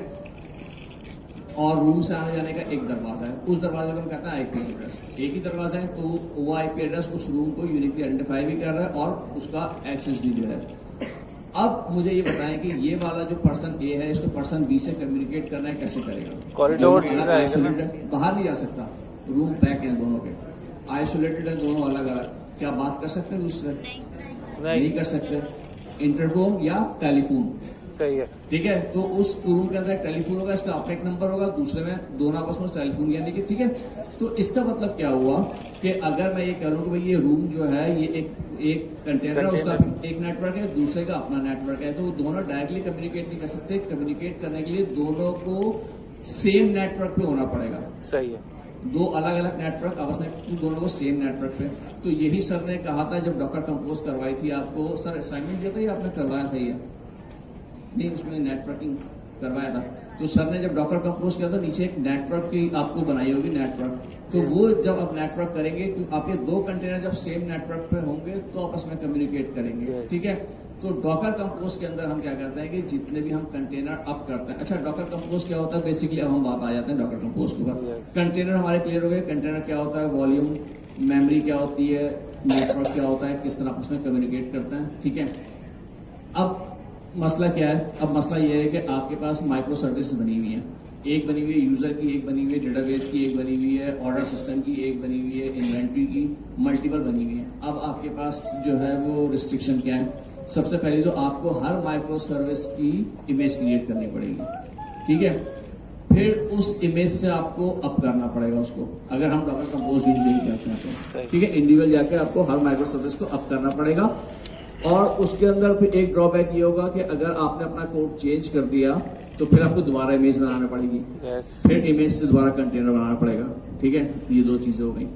तीसरी चीज क्या हो गई? तीसरी चीज ये हो गई कि आपका माइक्रो सर्विस प्रोडक्शन में चल रही है ऑर्डर सिस्टम की, सही। ठीक है, चल रही है, बिल्कुल सही चल रही है। रात को 3 बजे वो माइक्रो सर्विस डाउन हो गई, अब क्या होगा, अब उसको अप करना है तो क्या, अब जैसे डाउन हो गई ना, अब उसको दोबारा आपने एक्टिव करना है तो क्या करेंगे, आपको उठना पड़ेगा। तो डॉकर तो नहीं करेगा उसको, डॉकर तो सिर्फ अप करता है, डाउन करता है। अगर कोई माइक्रो सर्विस क्रैश कर गई तो उसको दोबारा क्रिएट नहीं करता, वो दोबारा अप नहीं करता, आपको मैनुअल करना पड़ेगा। तीसरी चीज ये आ गई, ठीक है। तो इस चीज को ध्यान में रखें, अभी इसको आगे कनेक्ट करेंगे इसको हम, ठीक है। अच्छा, डॉकर कंपोज क्या करता है? डॉकर कंपोज में हम ये करते हैं कि हमारे पास जितनी माइक्रो सर्विस है ना, वो सारी की सारी हम डॉकर कंपोज के अंदर लिस्ट कर देते हैं, और जैसे ही हम डॉकर कंपोज अप करते हैं, सारी की सारी माइक्रो सर्विस एक साथ अप हो जाती हैं। जैसे ही डाउन करते हैं, वैसे की सारी एक साथ डाउन हो जाती हैं। तो हमारे पास मैनेजमेंट ईजी हो गई, सारी माइक्रो सर्विस अप हो रही है, एक साथ डाउन हो रही है। हम जब चाहे अप कर दें, जब चाहे डाउन कर दें, हमारे हाथ में आ गया, बहुत आसान हो गया। लेकिन प्रॉब्लम वहीं आ गई कि अगर माइक्रो सर्विस क्रैश हो गई तो वो ऑटोमेटिकली दोबारा रिस्टार्ट नहीं होगी, आपको मैनुअल रिस्टार्ट करनी पड़ेगी, ठीक है। आपकी जिंदगी अजाब है, आपको हर वक्त नजर रखना है उसके ऊपर। तो हम ये चाह रहे हैं कि हमारे पास कोई ऐसा तरीका हो कि मेरे जितने कंटेनर चल रहे ना, उसके ऊपर कोई वॉचर लगा हो जो उसको वॉच कर रहा हो, और वॉच कर रहा हो, ये देख रहा हो कि माइक्रो सर्विस की हेल्थ क्या है, ये सही चल रही है। अगर ये बंद हो गई, इसको फौरन स्टार्ट कर दो, ठीक है। अच्छा, माइक्रो सर्विस अगर बंद हो जाए ना, क्रैश हो जाए, वो दोबारा क्रिएट होती है, वही वाली दोबारा नहीं बनेगी, नई माइक्रो सर्विस क्रिएट होती है, या नया कंटेनर क्रिएट होता है, ठीक है। तो बात आ गई हमारी, अब वो चीज क्या है जो हमें ये फैसिलिटी प्रोवाइड करेगी कि जो मेरे कंटेनर चल रहे हैं उनके ऊपर चेक एंड बैलेंस रखे कि वो कंटेनर चल रहे हैं।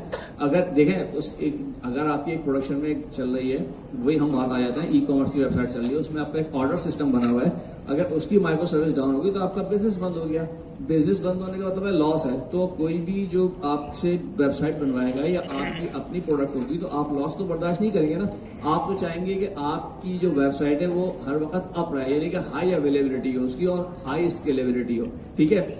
तो हम उसके लिए क्या आ गया, जो वॉचर हम यूज कर रहे हैं उसको हम कहते हैं क्यूबरनेटिस हमारे पास है ऑर्केस्ट्रेटर, जो हमारे सारे कंटेनर्स को ऑर्केस्ट्रेट कर रहा है, ठीक है, मैनेज कर रहा है, ठीक है। सही। अच्छा, अब जो आपकी डॉकर कंपोज है उसके तो दो ही काम है, अप और डाउन। लेकिन जो आपका क्यूबरनेटिस है वो अप भी कर रहा है, डाउन भी कर रहा है, लेकिन इसके साथ साथ और भी चीजें प्रोवाइड कर रहा है। अप डाउन तो कर रहा है, और चीजें क्या प्रोवाइड कर रहा है वो हम देखते हैं। High availability. हाई अवेलेबिलिटी का मतलब क्या है कि आपकी जो कंटेनर है वो हमेशा अवेलेबल हो। वो इस चीज को मेक श्योर करता है कि आपका जो कंटेनर है, जो माइक्रो सर्विस, वो हमेशा अवेलेबल हो, ठीक है। हमेशा अवेलेबल होने का मतलब ये है कि जैसे ही वो डाउन होगी उसको अप कर देगा वो, ठीक है। High availability. और स्केलेबिलिटी से मतलब क्या है? स्केलेबिलिटी से मतलब ये है कि आपका ऑर्डर की माइक्रो सर्विस है और वो रन हो रही है, ठीक है। उस पर एक यूजर आया, दो यूजर आया, एट अ टाइम 100 यूजर आ गए। तो जैसे 100 यूजर आए तो उस माइक्रो सर्विस की कैपेसिटी फुल होना शुरू हो गई। तो वो क्या करेगा, उसका एक रेप्लिका बना देगा, स्केल कर देगा, यानी कि उसका वर्टिकल स्केल कर देगा। उसी जैसी एक और माइक्रो सर्विस क्रिएट कर देगा और फिर उन दोनों में ट्रैफिक भेजना शुरू कर देगा। और ट्रैफिक आया, एक और क्रिएट कर दी, ठीक है। तो इस तरह मल्टीपल माइक्रो सर्विस क्रिएट कर देगा। एक सेम सर्विस, जो सेम माइक्रो सर्विस है ना आपके ऑर्डर की, उसके मल्टीपल इंस्टेंस क्रिएट कर देगा और उन सब पे ट्रैफिक भेज रहा होगा। तो स्केल कर दिया उसने, यानी कि अगर 1000 यूजर आए, उसने लेट सपोज 10 आपकी जो है ऑर्डर की माइक्रो सर्विस क्रिएट कर दी। जैसे ट्रैफिक कम हुआ तो जो एक्स्ट्रा थी उनको डाउन किया और वापस 2 के ऊपर आ गया। तो ये स्केलेबिलिटी होती है ना, इसको ऑटो करता है, ऑटो स्केल अप करता है, ऑटो स्केल डाउन करता है, खुद ही करता है। जी सर, आप कह रहे हैं कंटेनर को क्लोन करता है वो? बिल्कुल। अच्छा, कंटेनर को क्लोन करने का मतलब ये है कि उसी की कॉपी बना देता है। यही तो हमने जो सबसे पहला टॉपिक जब स्टार्ट किया था, हमने यही कहा था ना कि स्केलेबिलिटी क्या होती है कि उस जैसी मशीन एक और दूसरी मशीन आप खड़ी करते हैं, उस जैसी एक और मशीन खड़ी करता है। तो डॉकर कुबरनेटिस भी यही कर रहा होता है कि आपका जो माइक्रो सर्विस है, जो कंटेनर है, उसकी वर्टिकल स्केलिंग कर रहा होता है, उस जैसे हॉरिजॉन्टल हॉरिजॉन्टल कर रहा होता है, ठीक है, उस जैसे। तो अब इसका क्या हुआ कि आपका ट्रैफिक ज्यादा आया, उसने ज्यादा कर दी, कम हुआ, उसने वापस कम कर दिया। जी मशीन की जी किसको? क्लाउड पे तो कुबरनेटिस चल रही होती है ना, आपको उसको मैनेज करना होता है भाई। क्लाउड पे भी अगर माइक्रो सर्विस चल रही है, अब देखें बात तो वही आ गई ना, आपने क्लाउड पे माइक्रो सर्विस डिप्लॉय कर दी डॉकर से, अब उसको मैनेज कौन करेगा? आप खुद मैनेज करोगे भाई? किसी भी टाइम डाउन हो गई, 100 ऑफ माइक्रो सर्विसेज चल रही हैं, एक तो किस चीज को आप देखोगे, और डाउन हो गई तो आप जाके सबको मैनुअल अपडेट करोगे। तो उसी चीज को तो हैंडल करने के लिए क्यूबरनेटीज आई है। हाँ हाँ बिल्कुल। तो हमें क्यूबरनेटीज क्या प्रोवाइड कर रहा है? ऑटो स्केलिंग, हाई अवेलेबिलिटी और डिजायर स्टेटस। डिजायर स्टेटस से मतलब क्या है कि मेरी डिजायर क्या है? मेरी डिजायर ये है कि मेरी एप्लीकेशन कभी डाउन ना हो, मेरी एप्लीकेशन जो है वो ऑटो स्केल हो। तो वही दोनों चीजों को प्रोवाइड कर रहा है कि जैसे ही डाउन होती है फौरन उसका नया इंस्टेंस क्रिएट कर देता है, और अगर ट्रैफिक ज्यादा आया तो ऑटो स्केल अप करता है, ऑटो स्केल डाउन करता है। तीसरी चीज कि किसी ने क्वेश्चन भी किया था एक, वो ये था कि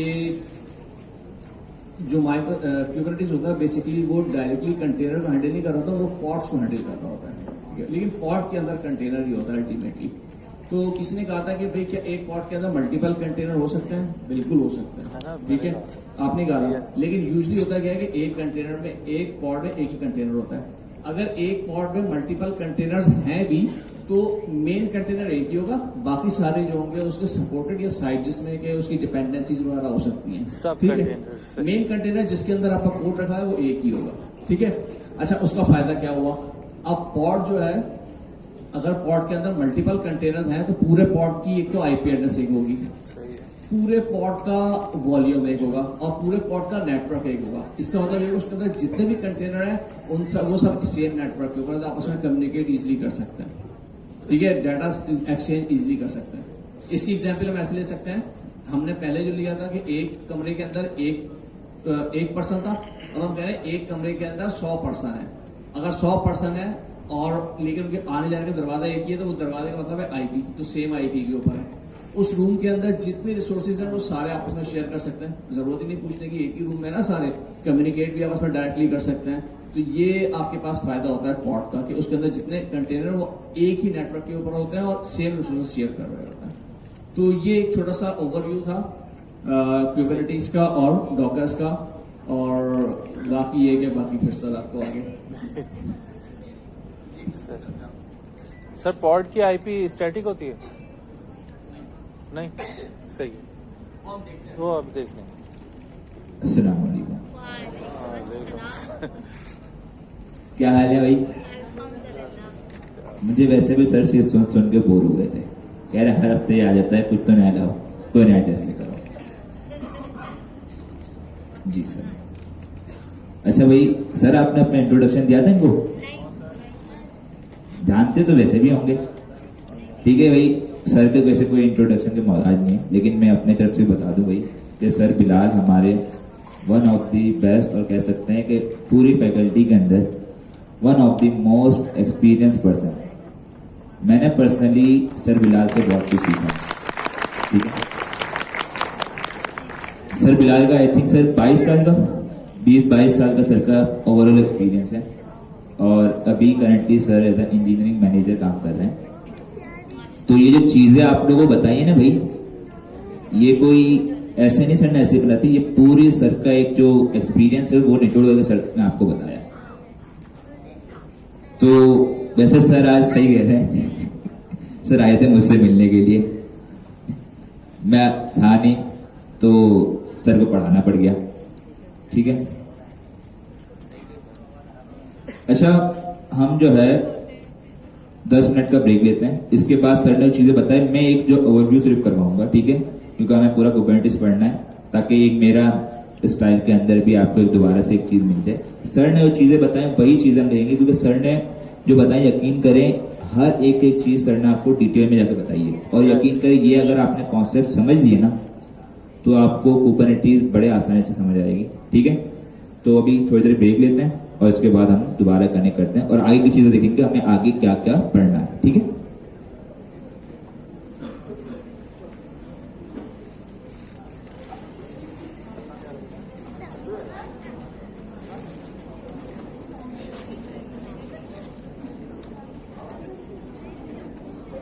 हालांकि दिखने में फ्रंट एंड दिखता है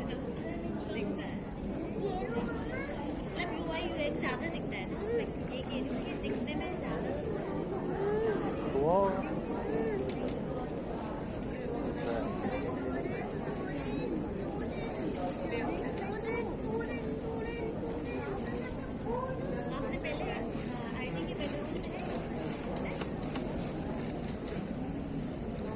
महंगा होता जा रहा है, हमें भी दे दो भाई अभी आपको देंगे इंशाल्लाह। आप वीडियो देखिएगा ये वाली क्लास की, इसके बाद एक और वीडियो अपलोड करूंगा मैं। ये चिपकते हैं?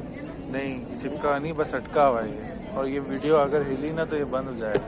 अच्छा, हाँ ये फ़ोन बड़ा पुराना वाला फ़ोन है ना, ये मसला है। चलो फिर वीडियो देखना, सही है।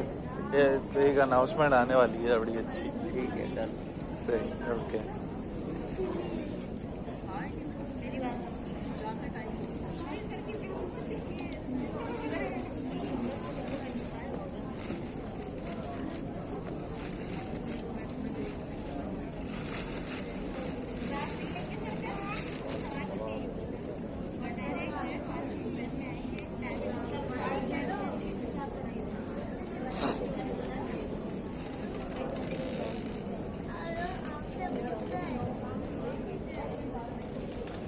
हमारी गवर्नर कमांड यार, कमांड सर बिला हमारी गवर्नर हॉस्पिटल करती है। हमारे उसके अंदर इसकी क्या नाम है, SCMP कमांड ऐड कर दी होगी।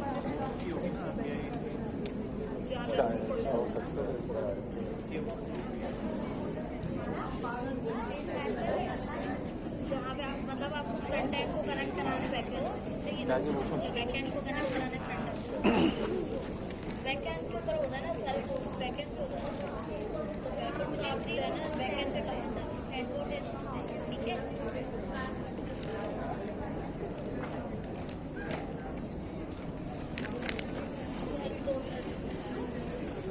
सर भी मेरा ना कल क्लास हो जाती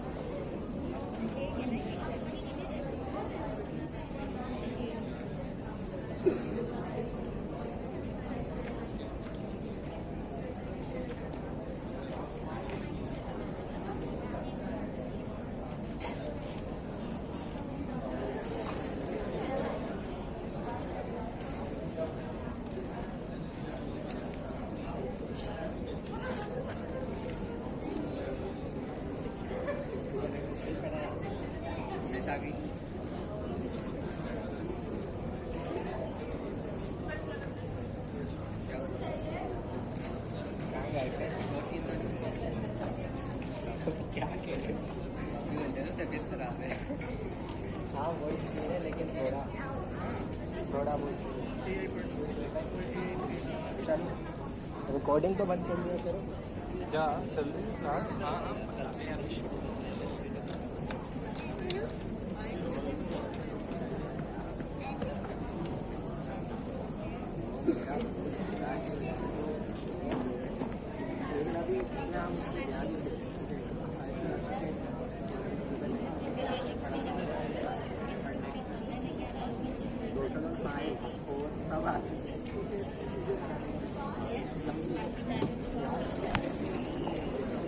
लंबा इनको देने के लगनी। हाँ कौन सा इंट्रो मैं नहीं गया था? अब हम अपने काम से गया था, अपने काम से गया था।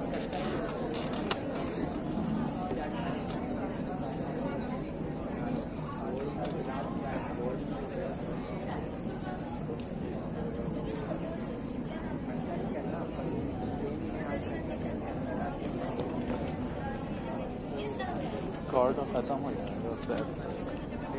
शर्मीन फातिमा सच्चे और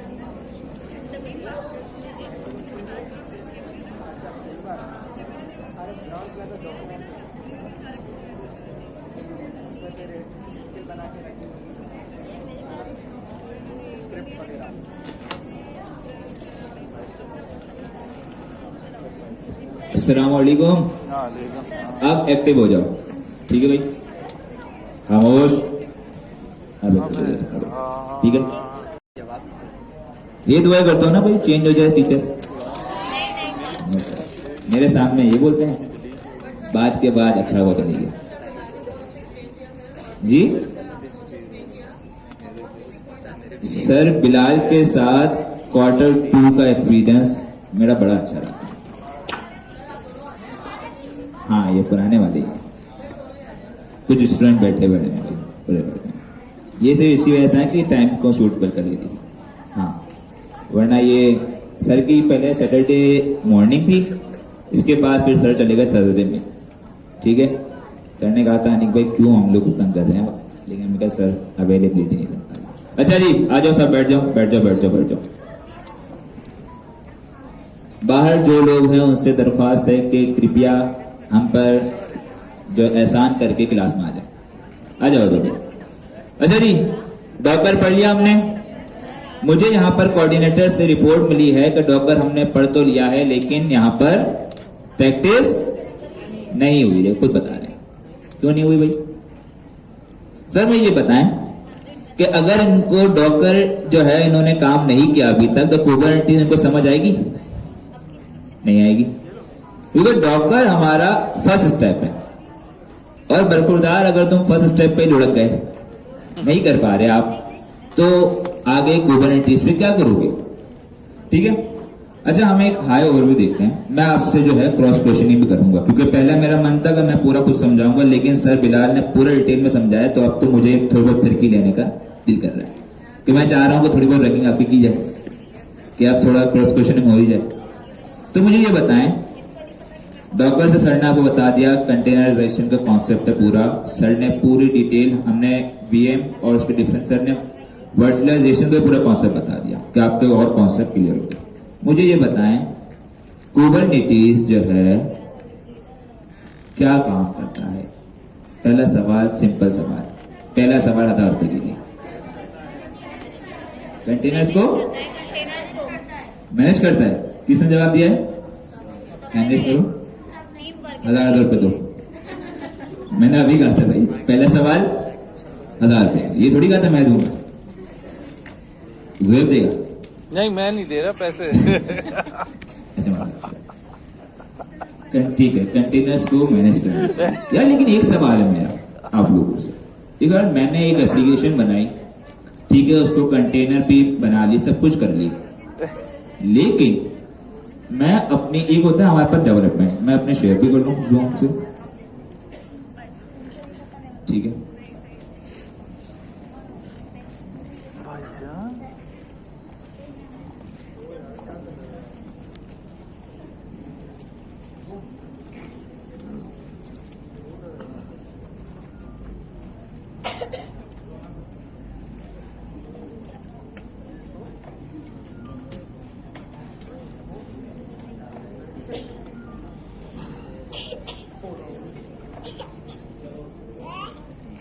फौरन क्या बात,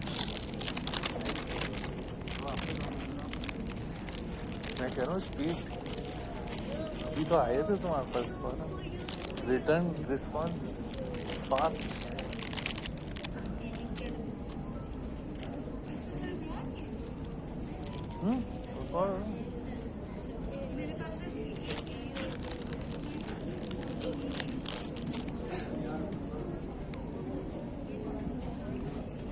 अच्छा जी, मुझे ये बताएं, मैंने एक एप्लीकेशन बनाई, ठीक है, ये एप्लीकेशन सब कुछ मैं इस पे काम कर लिया, अपनी तरफ से डेवलपर जब काम कर रहा है, हमने सब कुछ कर लिया।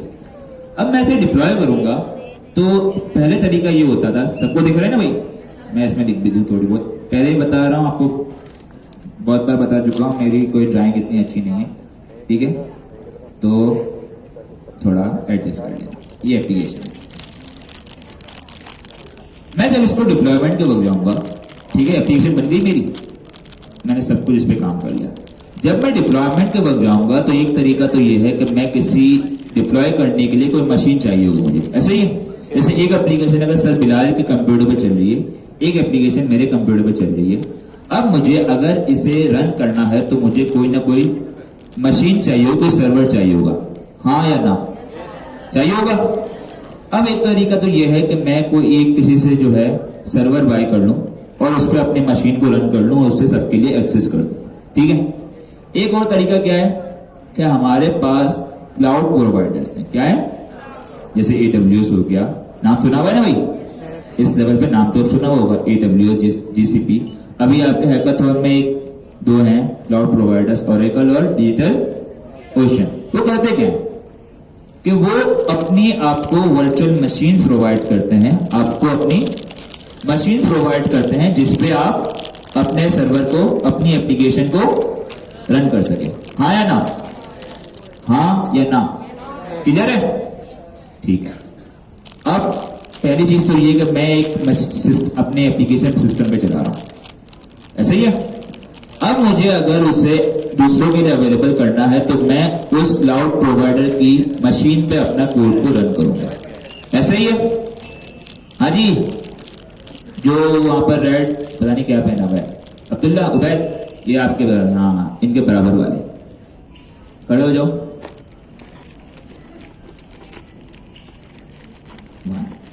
खड़े जाओ। अबे यार इतने सारे कहां से आ गए? बताओ मिनी क्यूब क्या है जी? क्या कर रहे थे, क्या डिस्कशन कर रहे थे, हमें भी बताओ। कुबेरनेटिस के भाई बता दो क्या डिस्कशन कर रहे थे, आगे बढ़ा दो यहाँ पर। तो भाई जब क्लास में पढ़ा रहे हैं क्यों तंग कर रहे हो एक दूसरे को, ठीक है, क्लास का सुन लो, अच्छी बात है, आपको आता है, हम आपको बुलाएंगे भी, ठीक है, हम सीखने के लिए एक दूसरे सीखते रहेंगे, ठीक है, बैठ जाओ पढ़ो। अच्छा जी, ठीक है, क्लाउड प्रोवाइडर से बात कर रहे हैं, अगर उसके सिस्टम पे मशीन पे मुझे अपना कोड चलाना है तो मैं करूंगा, मेरा जो कोड है मैं उसके सिस्टम पे जाके चलाऊंगा। अब उसका हमने मसला क्या देखा था, अभी सर ने भी आपको पूरा डिटेल बताया, डॉक्टर कॉन्सेप्ट, कि जो कोड मेरे सिस्टम पे चल रहा है जरूरी नहीं है कि वो उसके सिस्टम पे एज इट इज चले, ऐसा ही है। तो उसके लिए क्या करूंगा, मैं अपने कोड को कंटेनराइज कर दूंगा और उसको डॉकर के जरिए कंटेनर्स बना के उसकी मशीन पे चलाऊंगा, तो वो मसला हल हो गया। अब बात यह है कि जब मैं डिप्लॉयमेंट कर रहा हूं, ठीक है, मैंने अपनी मशीन के जो कोड था उसको डिप्लॉय कर दिया क्लाउड पर। अब जो डिप्लॉयमेंट है मतलब सबको एक्सेस वगैरह वो कर रहे हैं, डिप्लॉयमेंट सब वो क्लाउड के ऊपर है।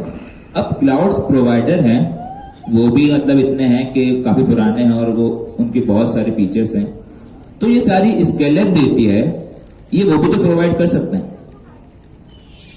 कि भाई आपके कंटेनर जो हैं वो अगर एक कंटेनर है वो उसको बढ़ा दें। जैसे मैंने अपना कोड जो है AWS पे डिप्लॉय कर दिया, किस पे कर दिया, AWS पे।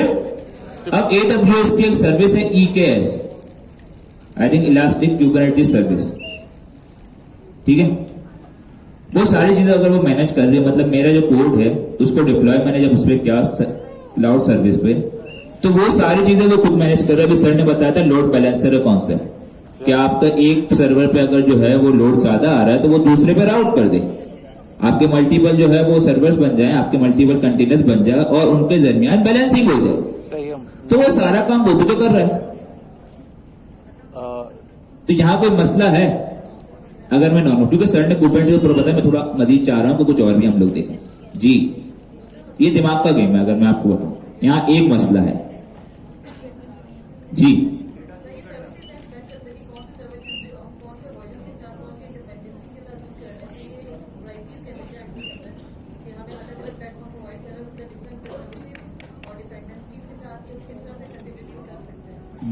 और भाई दोबारा बोलो, दूसरे क्लाउड पर वह सवाल का जवाब है। मैंने अपना कोड बनाया और जब मैं उसे डिप्लॉय कर रहा हूं AWS पे, तो मैं उसको इस तरह से कॉन्फ़िगर करूंगा AWS के साथ कि वो AWS की कॉन्फ़िगरेशन के साथ AWS पे डिप्लॉय हो जाए और मैं सारे के सारे AWS की सर्विसेज यूज कर रहा हूं, सारी स्केलेबिलिटी वहीं पर मौजूद है, ठीक है।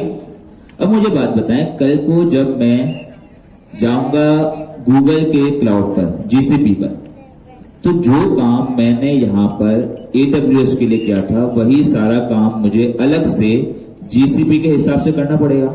यस हाँ या ना? यस करना पड़ेगा। ठीक है, मतलब मुझे उसके लिए अलग कॉन्फ़िगरेशन करनी पड़ी थी, उसके हिसाब से अब जब मैं अपने कोड को उस पर डिप्लॉय करूंगा तो उसके लिए मुझे अलग कॉन्फ़िगरेशन करनी पड़ेगी। और हो सकता है, बल्कि बहुत ज्यादा ऐसी चीजें हैं कि जो सर्विसेज, जो फीचर AWS प्रोवाइड कर रहा है उस पे मेरी जो एप्लीकेशन है वो सही से चल रही है। मैं जीसीपी पे गया, मैं DigitalOcean पे गया, वहां वो सर्विस प्रोवाइड नहीं कर रहा।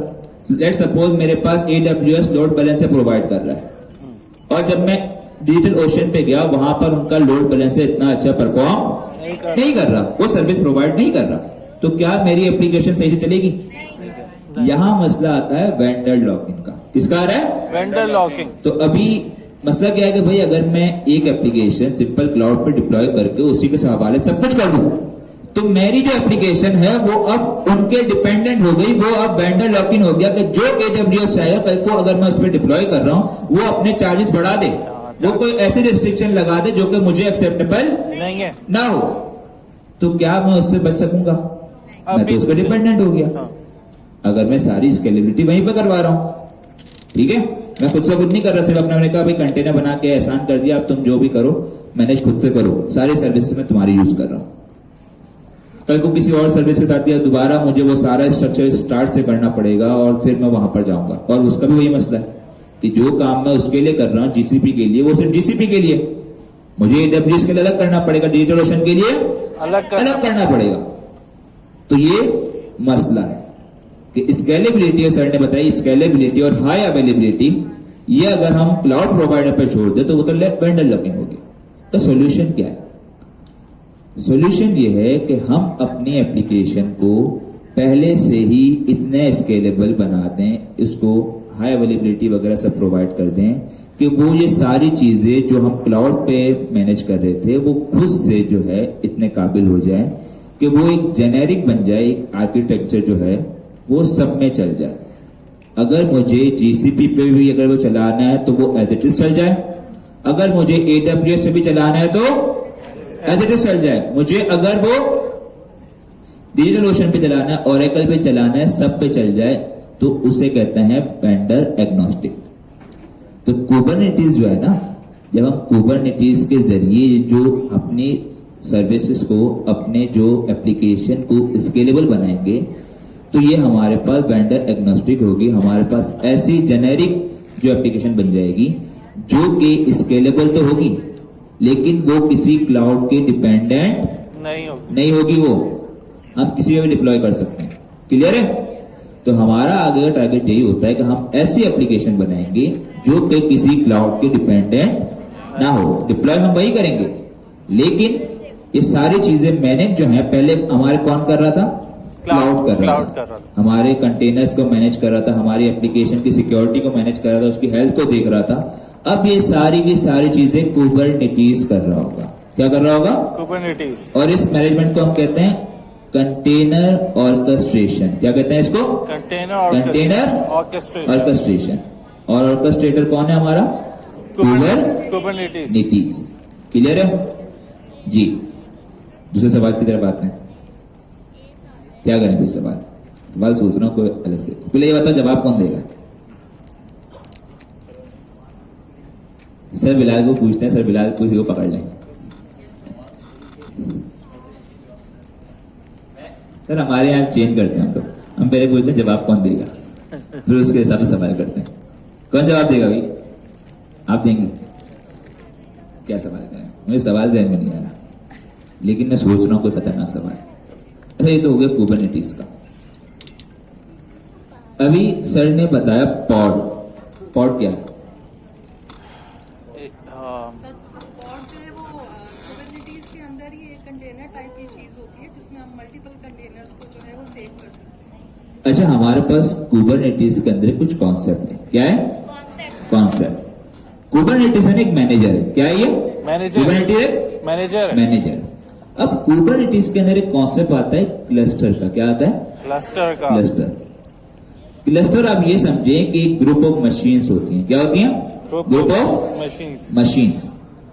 उसके अंदर हमारे पास एक आती है कॉन्सेप्ट, वो है नोड का। पहले आता है हमारे पास क्लस्टर। क्या है? क्लस्टर। क्या है ये? ग्रुप इसको ऑफ हम कह सकते हैं ग्रुप ऑफ मशीन्स। मशीन्स। जब भी आप सुनोगे ना वो कहेगा कुबरनेटिस क्लस्टर, कुबरनेटिस का क्लस्टर। कि वो सारे काम कहाँ हो रहे होते हैं? उसी क्लस्टर के अंदर। जो हमारे पास कंटेनर की मैनेजमेंट हो रही होती है ना, सारी की ऑर्केस्ट्रेशन, वो सारी की सारी चीजें उस क्लस्टर के अंदर हो रही होती हैं। उसके अंदर नोड्स होते हैं हमारे पास, ठीक है। उसके अंदर फिर पॉड होता है, और उस पॉड के अंदर क्या चल रहा होता है हमारे पास? Application containers. क्या चल रहे होते हैं? कंटेनर। हम डॉकर के अंदर सिर्फ कंटेनर बनाते हैं, कुबरनेटिस के अंदर हम बनाते हैं पॉड। क्या बनाते हैं? और उस पॉड के अंदर चल रहे होते हैं हमारे नोड्स। कंटेनर्स, ठीक है। आते हैं इस पे आते हैं, सब्र करो, ठीक है। क्लस्टर। दूसरा टॉपिक हमारे पास आता है, एक कॉन्सेप्ट आता है नोड का। किसका आ रहा है? नोड का, ठीक है। नोड हमारे ये समझ लीजिए एक वर्चुअल मशीन है, या मशीन समझ लें, वर्चुअल मशीन समझें, ठीक है, वर्चुअल मशीन फिलहाल के लिए, ठीक है। अब तीसरी चीज आ गई पॉड, ठीक है। इसे कहते हैं हम लोग स्मॉलेस्ट यूनिट ऑफ कुबरनेटिस, और इसके अंदर हमारे पास चल रहा होता है कंटेनर। तो अगर मैं यहां पर आऊं ना, मैं इसको नीचे करूं, तो ये हमारे पास होता है क्लस्टर। ये क्या है?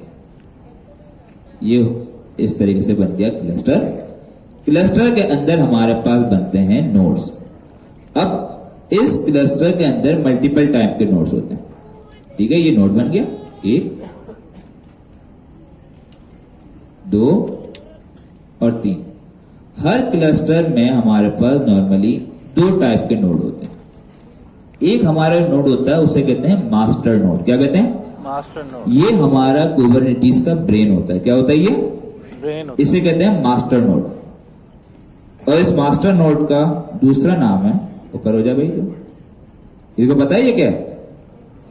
ये हमारा कंटेनर के अंदर फोल्डर है। मास्टर नोड, इसका दूसरा भी एक नाम है, हाँ, दूसरा नाम। ऑर्केस्ट्रेटर। नहीं, कंट्रोल प्लानर। क्या नाम है इसका? Control plan. Control planner. इसमें फिर हमारे पास दूसरे नोड आते हैं। इस नोड का नाम होता है वर्कर नोड। क्या होता है? Worker node. Worker node. Node, ठीक है।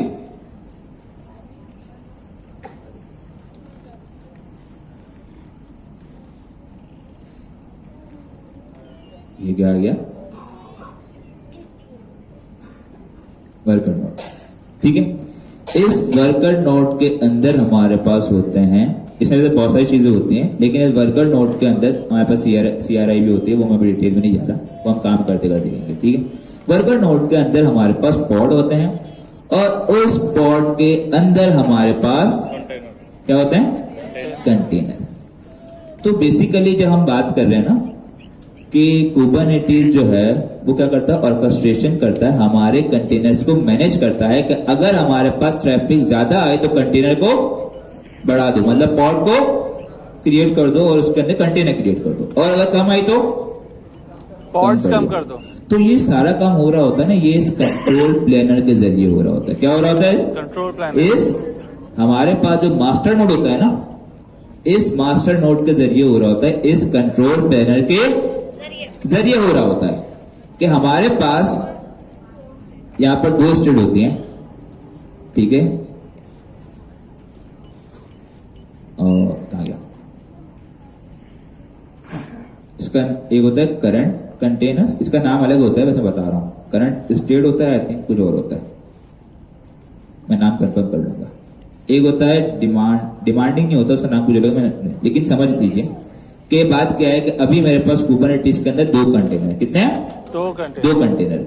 मुझे चाहिए 5 कंटेनर। कितने चाहिए? 5 कंटेनर। तो जब मेरे पास करंट है, मुझे चाहिए 5, तो मैं करूंगा कुबरनेटिस को यहां पर अपनी डिमांड बताऊंगा, उससे मैं बोलूंगा कि मुझे 5 चाहिए। कितने चाहिए? 5। तो मैं क्या कहूंगा कि इस मास्टर नोड को कहूंगा, इस कंट्रोल प्लानर को कहूंगा, और ये कंट्रोल प्लानर क्या करेगा? मेरे लिए 3 और मजीद जो है वो नोड को बना देगा, उसके अंदर कंटेनर चल रहे होंगे। तो ये सारा का सारा काम जो है ना हमारे पास कुबरनेटिस के अंदर, इस कंट्रोल प्लेन के अंदर चल रहा होता है जी। सर पॉड्स बना देगा। पॉड्स बनाएगा यहाँ पर वर्कर नोड के अंदर, ठीक है। इसका अगर डिटेल में अगर हम जाए ना तो ये देखो कुबरनेटिस क्लस्टर, इसको मैं मजीद जूम करता हूं, कोशिश करता हूं। इस जूम करने पे जूम आउट क्यों हो रहा है? अच्छा मजीद इतना ही हो सकता है, ठीक है। ये देखो कुबरनेटिस क्लस्टर। अब इसमें देखो पहला क्या है? कंट्रोल प्लानर, ठीक है। प्लान कहते हैं, प्लान कहते हैं। अब इसमें देखो कितनी चीजें हैं इसमें हमारे पास, ठीक है। ये बाद में देखेंगे सीसीएमबी है, ठीक है। कंट्रोल मैनेजर होता है ये बेसिकली, कि वो खुद से मैनेज कर लेता है, ठीक है। एपीआई ईएल क्या है लिखा हुआ है, नाम भी याद नहीं। एक शेड्यूलर होता है, ये ईटीसीडी होता है, एपीआई होता है। हम जो बात करते हैं ना इस एपीआई की लेयर से बात करते हैं। क्या करते हैं? एपीआई लेयर, इस एपीआई की लेयर से बात करते हैं, और वो फिर जाके इससे बात करता है, और फिर जाकर वो इस नोड के अंदर बना देता है हमारे लिए पॉड और कंटेनर, ठीक है। इसमें हमारे पास मल्टीपल चीजें, क्यूब सीटीएल, ठीक है। ये क्यूबलेट है, क्यूबलेट के जरिए हमारे पास पॉड बनते हैं। ये क्यूबलेट होता है नोड के अंदर। ये मैं ज्यादा डिटेल में से नहीं जा रहा, कि हम बाद में आराम से इसको देखेंगे। क्यूबलेट के जरिए ही हमारे पास उस नोड के अंदर जो है पॉड बनता है, ठीक है। तो बस इसको हाई लेवल इतना समझे, डिटेल में नहीं जाना आपने। सिंपल ये है कि हम बनाते हैं ना कुबरनेटिस काम को, तो क्लस्टर बनता है। क्लस्टर को ये समझे कि आपके पास बहुत सारी ब्रांचेस हैं रेस्टोरेंट की। क्या है? बहुत सारी ब्रांचेस हैं रेस्टोरेंट की, ठीक है। बल्कि इससे भी छोड़ो ना, हम आराम से आते हैं, स्टार्ट से लेते हैं बिल्कुल स्मॉलेस्ट। सबसे पहले क्या आता है? कंटेनर। क्या आता है? कंटेनर। मैं यहाँ पर आ गया अपने पास, सबसे पहले आ गया हमारे पास कंटेनर, जिसमें हमारे पास कोड टर्नओवर होता है, ऐसे ही है। सही। मैं आ गया कंटेनर पे।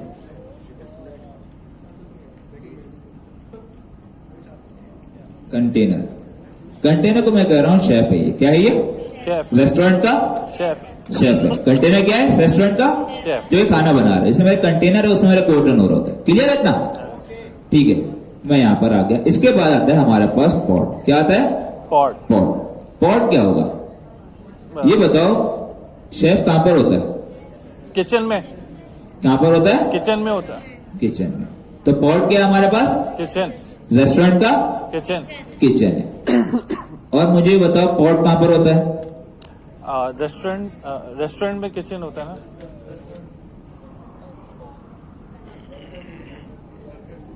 Worker node. वर्कर नोड में। तो भाई कंटेनर है पॉड के अंदर, पॉड है नोड के अंदर।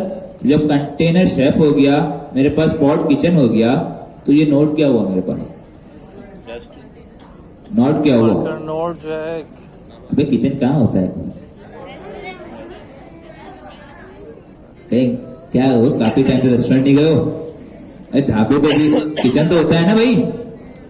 अभी जाओगे यहाँ से रेस्टोरेंट ही जाओगे यार लड़को, नोड। ठीक है। क्लियर है इतना? नोड के बाद कंटेनर क्या है? शेफ। पॉड क्या है? किचन। वर्कर नोड क्या है? रेस्टोरेंट। अब क्या बचा हमारे पास? कंटेनर भी आ गया, फिर उसके ऊपर पॉड होता है, रैपर होता है हमारे पास कंटेनर का। फिर वो जो पॉड होता है बेसिकली वो नोड के अंदर होता है। और नोड किसके अंदर होता है? क्लस्टर के अंदर। नोड किसके अंदर होता है? क्लस्टर के अंदर। तो क्लस्टर हम कह रहे थे ग्रुप ऑफ मशीन्स, तो यहां पर हमने मशीन को बना दिया रेस्टोरेंट। तो क्लस्टर क्या बन गया? रेस्टोरेंट। Group of restaurant. तो अब ये समझे एक बड़ी कंपनी है जिसके पास मल्टीपल रेस्टोरेंट है। क्या है? Multiple restaurant. और उनको उस रेस्टोरेंट के किचन को मैनेज करना है, मैनेज करना है, ठीक है। उनके अंदर शेफ जो है ना बेसिकली, क्योंकि शेफ अगर ज्यादा हमारे पास खाने का आ गया हमारे पास ऑर्डर, तो शेफ हमें ज्यादा चाहिए होंगे या फिर काम चल जाएगा? नहीं, ज्यादा चाहिए होंगे। हाँ है ना? मुझे इसका जवाब दें। अगर आपके पास खाने का ऑर्डर ज्यादा आया तो आपको एक शेफ की जरूरत पड़ेगी या ज्यादा पड़ेगी? ज्यादा। किचन के अंदर ज्यादा शेफ की जरूरत पड़ेगी। अगर ज्यादा हुआ तो हम किचन भी दूसरा बना लेंगे, लेकिन अभी फिलहाल समझने के लिए, ठीक है, कि हमें क्या पड़ेगी? शेफ की जरूरत ज्यादा पड़ेगी। तो अब एक ऐसी कंपनी है जिसके पास हमारे पास मल्टीपल रेस्टोरेंट है, उसको उसके अंदर अपने जो है ऑर्डर्स को मेंटेन करना है, शेफ की क्वांटिटी को मेंटेन करना है। बताओ अगर खाना कम आ रहा है, ऑर्डर कम आ रहा है, उसको ज्यादा शेफ की जरूरत पड़ती है? नहीं पड़ती। वो अगर दूसरे शेफ को फारिग कर देगा, भाई आप जाओ गाँव वहां चले जाओ, बाद में आ जाना, बुलाऊं तो आपको आ जाना, ठीक है। तो ये होता है नहीं होता? तो अब क्या हुआ भाई, कुबरनेटिस क्या करता है, उसमें एक क्लस्टर होता है, ग्रुप ऑफ रेस्टोरेंट आ गया, है ना, क्लियर है। उसके अंदर क्या है, हमारे पास मल्टीपल रेस्टोरेंट के चेन तो बन गए, अब उसके अंदर अलग अलग रेस्टोरेंट होगा, क्या होगा, और उस रेस्टोरेंट को हम क्या कह रहे हैं, नोड कह रहे हैं, क्या कह रहे हैं उसको, नोड। क्लस्टर के अंदर मल्टीपल रेस्टोरेंट होंगे तो उनको मेंटेन करने के लिए एक पूरा दूसरा भी तो होगा ना, एक फ्रेंचाइज मेन होती है हमारे पास, होती नहीं होती? बैंक की हमारे पास एक मेन होता है बैंक, ठीक है, उनका एक हेड ऑफिस होता है। सिमिलरली हमारे पास इस केस के अंदर कुबरनेटिस के अंदर भी हमारे पास एक नोड होता है, वो मेन होता है, वो ब्रेन होता है, वो हेड ऑफिस होता है, उसे हम कहते हैं मास्टर नोड या कंट्रोल प्लेन। वहीं से हमारे पास सारे काम हो रहे होते हैं कि आपको कहां पर कंटेनर ज्यादा करने हैं, कहां पर कम करने हैं, सिक्योरिटी कैसे करनी है, आपके जो दूसरे कंटेनर से उनकी हेल्थ क्या है, किसको रिमूव करना है, किसको अप करना है, डाउन करना है, सारा काम वहीं से हो रहा होता है जी। सर मास्टर नोड जो है वो क्लस्टर के अंदर ही होता है ना? बिल्कुल, सारा काम क्लस्टर बेसिकली समझ ले ग्रुप है पूरा। क्लस्टर क्या है? ग्रुप। जो भी काम हो रहा होता है वो उस क्लस्टर के अंदर हो रहा होता है, और जो काम होगा उसे हम नोड कहेंगे, ठीक है। रेस्टोरेंट को क्या कहेंगे, हम उसे नोड कहेंगे, कि जितने रेस्टोरेंट उतने नोड, क्लियर है इतना? अब देखो क्लस्टर आ गया, group of restaurant, worker node आ गया, रेस्टोरेंट आ गया, ठीक है। अब रेस्टोरेंट के अंदर हमारे पास क्या होगा, पॉड होगा, क्या होगा, पॉड। कुबरनेटिस में हम लोग क्या बनाते हैं, पॉड, और उसके अंदर फिर शेफ होगा। तो हमें जब इस शेफ को मेंटेन करना है तो ये सारा अब जो मैनेजमेंट कर रहा होगा ना, ये ऊपर कैसे आ गया, छोड़ो जो भी बात में देखेंगे इसको, ये क्या बात हुई, छोड़ो तो क्या कर सकते हैं। अच्छा जी, अब ये जो सारी चीजें है ना, ये देख रहे हो पूरा गोल, ठीक है, इन सबको मैनेज करने वाला होता है कुबरनेटिस। क्या होता है, कुबरनेटिस। तो कुबरनेटिस बेसिकली यही चीज होती है हमारे पास। अब इसमें मजीद बहुत सारी चीजें, लेकिन बेसिक कॉन्सेप्ट क्या होता है हमारे पास, कि हमारे जो कंटेनर्स होते हैं उनको जो ऑर्केस्ट्रेट करते हैं, जैसे हमारे पास शेफ होता है, अब ज्यादा काम आया तो शेफ की तादाद बढ़ा दो, कम आया तो शेफ की तादाद कम कर दो। क्या कॉन्सेप्ट है, पहले हमारे पास एक क्लस्टर, जो हम ग्रुप कहते हैं उसको, ठीक है, क्लस्टर होता है, कुबरनेटिस का क्लस्टर बनता है, ठीक है। उसके अंदर क्या होते हैं, नोड्स होते हैं हमारे पास, क्या होते हैं, नोड्स होते हैं। अब उनमें से हमारे पास जो वर्कर नोड्स होते हैं उनमें हमारे पास पॉड और कंटेनर चल रहे होते हैं, और एक होता है हमारे पास मास्टर नोड। क्या होता है, मास्टर नोड, उसे कहते हैं कंट्रोल प्लेन। क्या कहते हैं उसे, कंट्रोल प्लेन। उसके अंदर हमारे पास मल्टीपल लेयर्स होते हैं, एपीआई होती है हमारे पास, एक मैनेजर होता है, इसके अलावा ETCD शेड्यूलर होता है हमारे पास। हम बात करते हैं इस एपीआई की लेयर से, और वो जाके जो है फिर इंस्ट्रक्शन देता है, वो फिर सारे काम करता है, ठीक है। और फिर क्या होता है हमारे पास वर्कर नोड के अंदर क्या बनता है, पॉड। क्या बनता है, पॉड। और उस पॉड के अंदर क्या होता है, कंटेनर। तो बेसिकली जो पॉड है वो रैपर है कंटेनर का। क्लियर है इतना? सही है, हाँ या ना? यस, ठीक है, इतना तो आ गया। अब कुछ और टॉपिक आते हैं हम लोग। सर बस क्योंकि भूल जाएंगे ना। एक मिनट, मेमोरी फुल आ गया, एरर आ रहा है, कंटेनर रीस्टार्ट करते हैं, ठीक है। अच्छा अभी सर, अच्छा मैं ज्यादा नहीं कर रहा, ठीक है। अभी सर ने एक चीज बताई थी पॉड की, कि पॉड जो है वो क्या है, कंटेनर का रैपर है, और एक पॉड के अंदर मल्टीपल कंटेनर भी रन हो सकते हैं, ठीक है, ठीक है। वैसे हम एक ही रखते हैं लेकिन मल्टीपल भी रन हो सकते हैं। अब पॉड का सर ने बताया किचन, क्या है, तो किचन के बाद हमने क्या देखा भाई, कि किचन जो है उसकी अपनी स्टोरेज भी होती है, मतलब वॉल्यूम होता है उसका, क्या होता है, उसकी अपनी स्टोरेज होती है, उसका एक वॉल्यूम होता है। जब हम किचन के अंदर हैं तो किचन के अंदर अगर सारे बंदे हैं, मतलब शेफ एक दूसरे से कम्युनिकेट आराम से कर सकेंगे ना, हाँ ना। अगर शेफ 2-3 शेफ एक ही कंटेनर के अंदर हैं, वो आराम से बात कर सकेंगे ना, वरना वो मुझे कॉल करेंगे भाई इस शेफ से बात करवा दो, ऐसे तो नहीं होगा ना। तो क्या है कि भाई जो कंटेनर स्पॉट के अंदर होंगे वो एक ही नेटवर्क के जरिए बात भी कर सकेंगे। तो पॉड के पास अपना स्टोरेज होता है और अपना नेटवर्क होता है, अपनी आईपी एड्रेस भी होता है। सर नोड के अंदर होंगे, पॉड के अंदर, पॉड्स जो हैं वो एक नोड के अंदर होंगे ना? जी जी जी, आप कह रहे थे कंटेनर के अंदर होंगे pod। नहीं नहीं, पॉड जो है वो नोड के अंदर होता है, पॉड के अंदर कंटेनर होता है। ये सिंपल एनालॉजी याद रखें कि भाई क्लस्टर क्या है, ग्रुप ऑफ रेस्टोरेंट। रेस्टोरेंट के अंदर ग्रुप ऑफ रेस्टोरेंट में एक रेस्टोरेंट को क्या कहेंगे हम, नोड कहेंगे। क्या कहेंगे उसे, सब दोहराओगे। क्लस्टर क्या है भाई, ग्रुप ऑफ रेस्टोरेंट। हमारे केस में ग्रुप ऑफ मशीन, ठीक है। फिर अगर उसमें अगर सिंगल की बात करें तो वो क्या कहेंगे उसे, नोड कहेंगे। क्या कहेंगे उसे, नोड कहेंगे। अब हर पूरी अगर एक फ्रेंचाइज है उसको चलाने के लिए एक हेड ऑफिस होता है ना। यस। तो हमारे जो कुबरनेटिस के अंदर हेड ऑफिस जो है, एक जो बिजनेस का माइंड है, उसे क्या कहते हैं हम, वर्कर प्लेन। मास्टर नोड जो उसे कंट्रोल प्लेन। क्या कहते हैं उसे, कंट्रोल प्लेन। क्लियर है इतना, ठीक है। अब उसी कंट्रोल प्लेन के जरिए हम जो है सारे के सारे, अच्छा हाँ, अच्छा शुक्र है, याद आया, इसे हम जो है डिमांडिंग नहीं कहते, इसे हम कहते हैं डिजायर। क्या कहते हैं इसे, डिजायर कहते हैं। कि भाई जितने चाहिए कंटेनर और जितने हमारे पास करंट है उन दोनों को मैच करना होता है, ठीक है, तब ये करता है। बात में याद आ जाता है, ठीक है। नोड आया हमारे पास रेस्टोरेंट। अब रेस्टोरेंट के अंदर किचन है तो उससे क्या कहेंगे आप, क्या कहेंगे उसे, पॉट कहेंगे। और पॉट के अंदर क्या है, शेफ। क्या है, शेफ। तो उस शेफ को हम क्या कहेंगे, कंटेनर। क्लियर है। हमें मैनेज किसको करना है, कंटेनर को। किसको मैनेज करना है, कंटेनर को। और ये सारा का सारा मैनेजमेंट कौन कर रहा होगा, कुबरनेटिस। किससे करवा रहा होगा, मास्टर नोड हमारे पास कंट्रोल पैनल के जरिए, ठीक है। ऑर्डर हेड ऑफिस से आते हैं ना, तो वो जो ऑर्डर आ रहा होगा वो कहां से आ रहा होगा, कंट्रोल प्लेन से, ठीक है। उसके नेशनल में बहुत सारी चीजें होती हैं, लेकिन अब वहां पर नहीं जाना। अब बात करते हैं, इतना तो क्लियर है कि हम कुबरनेटिस को अपने सिस्टम पे रन कैसे करेंगे।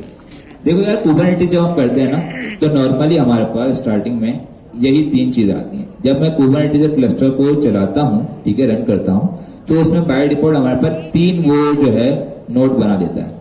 एक तो उसका मास्टर नोड होता है और 2 होते हैं वर्कर नोड, ठीक है। अब बात यह है कि भाई मेरा सिस्टम अगर इतना हैवी नहीं है कि मैं तीनों एक साथ नहीं चला सकता, तो इसका बेसिकली हमारे पास एक और टूल है, मिनी क्यूब। क्या है वो, मिनी क्यूब, जो कि हम नेक्स्ट क्लास में देखेंगे।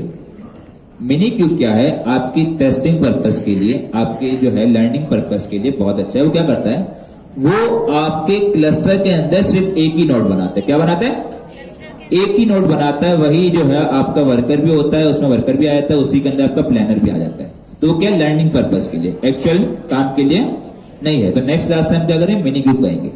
लेकिन अब 8 मिनट है सर, इसकी स्पेलिंग दिखा देना, मिनी। जी मिनी क्यूब की स्पेलिंग गलत है, मिनी क्यूब, ठीक है। एक मिनट सर, फिलहाल कुछ बात करनी है आपसे, मैं जो है अपना बस कर रहा हूँ, ठीक है, बख्श दिया आप लोगों ने। जी सर, ये जो आपने लिखा डिजायर स्टेट, दबाइएगा, डिजायर स्टेट 5, तो इसका मतलब क्या ये है कि जो क्यूबरनेटिस है वो इस चीज को मेक श्योर करेगा कि कंटेनर 5 से कम ना हो, या पॉड इस चीज को मेक श्योर करेगा, यानी कि ये हमारे पास जो है वो हाई अवेलेबिलिटी मेक श्योर करता है हमारे लिए, ठीक है। अच्छा, दूसरा सवाल आप लोगों से कि सर वो अब जो आपने वो बनाई थी पॉड वाली, किचन वाली, जो इधर आइएगा, वर्कर नोड, एक नोड के ऊपर एक पॉड है, क्या एक नोड पे मल्टीपल पॉड हो सकते हैं या नहीं हो सकते? ये आप लोगों ने घर से पढ़ के आना नेक्स्ट क्लास में। इसको ये भी समझ लें कि एक रेस्टोरेंट के अंदर मल्टीपल किचन हो सकता है, नहीं हो सकते? हो सकते होते हैं ना, खुद पढ़ के आओ भाई, और जो जवाब आके बताएगा 1000 रुपए का जवाब। जी सर, एक से ज्यादा हो सकते हैं, क्योंकि आपने कहा मिनी क्यूब में सिर्फ 1 नोड होगा। मिनी क्यूब में ये आप लोग बताएंगे ना, सर ने सवाल दिया है ना, और मैं इसका सर को जरूर वैसे बताऊंगा, ठीक है सर। वो फिर नहीं होगा तो 1000 रुपए सर लेंगे आपको, ठीक है। तो भाई आज के लिए इतना ही, मिलते हैं। और सर आपका बहुत शुक्रिया सर। सर बिलाल के लिए एक बार क्लैपिंग हो जाए। सर ने माशाल्लाह आपकी पूरी क्लास को संभाला और बहुत ही, यकीन करें, जो मैं समझाना चाह रहा था सर ने उससे कई गुना ज्यादा अच्छा समझाया और बहुत डिटेल में जाकर समझाया। तो सर आपके कुछ लास्ट। सर ऐसा कुछ नहीं, बस कि मैं बताऊं कि मैं तो बेसिकली जब भी मैं ऑफ करता हूँ ना क्लास, तो मैं सर को हैंड ओवर कर देता हूँ। तो ये आज मैंने सर का बस समझे के रिटर्न किया है। Thank you sir. ठीक है भाई, मिलते हैं आपसे नेक्स्ट क्लास में। और सब नेक्स्ट क्लास में 2 चीजें इंस्टॉल करके लाइएगा, एक है मिनी क्यूब और दूसरा है क्यूब सीटीएल। क्यूब सीटीएल एक CLI है, ठीक है, कुबरनेटिस से बात करने के लिए। तो 2 चीजें इंस्टॉल करके लाइएगा, मिनी क्यूब और क्यूब सीटीएल। ठीक है, मिलते हैं नेक्स्ट क्लास में।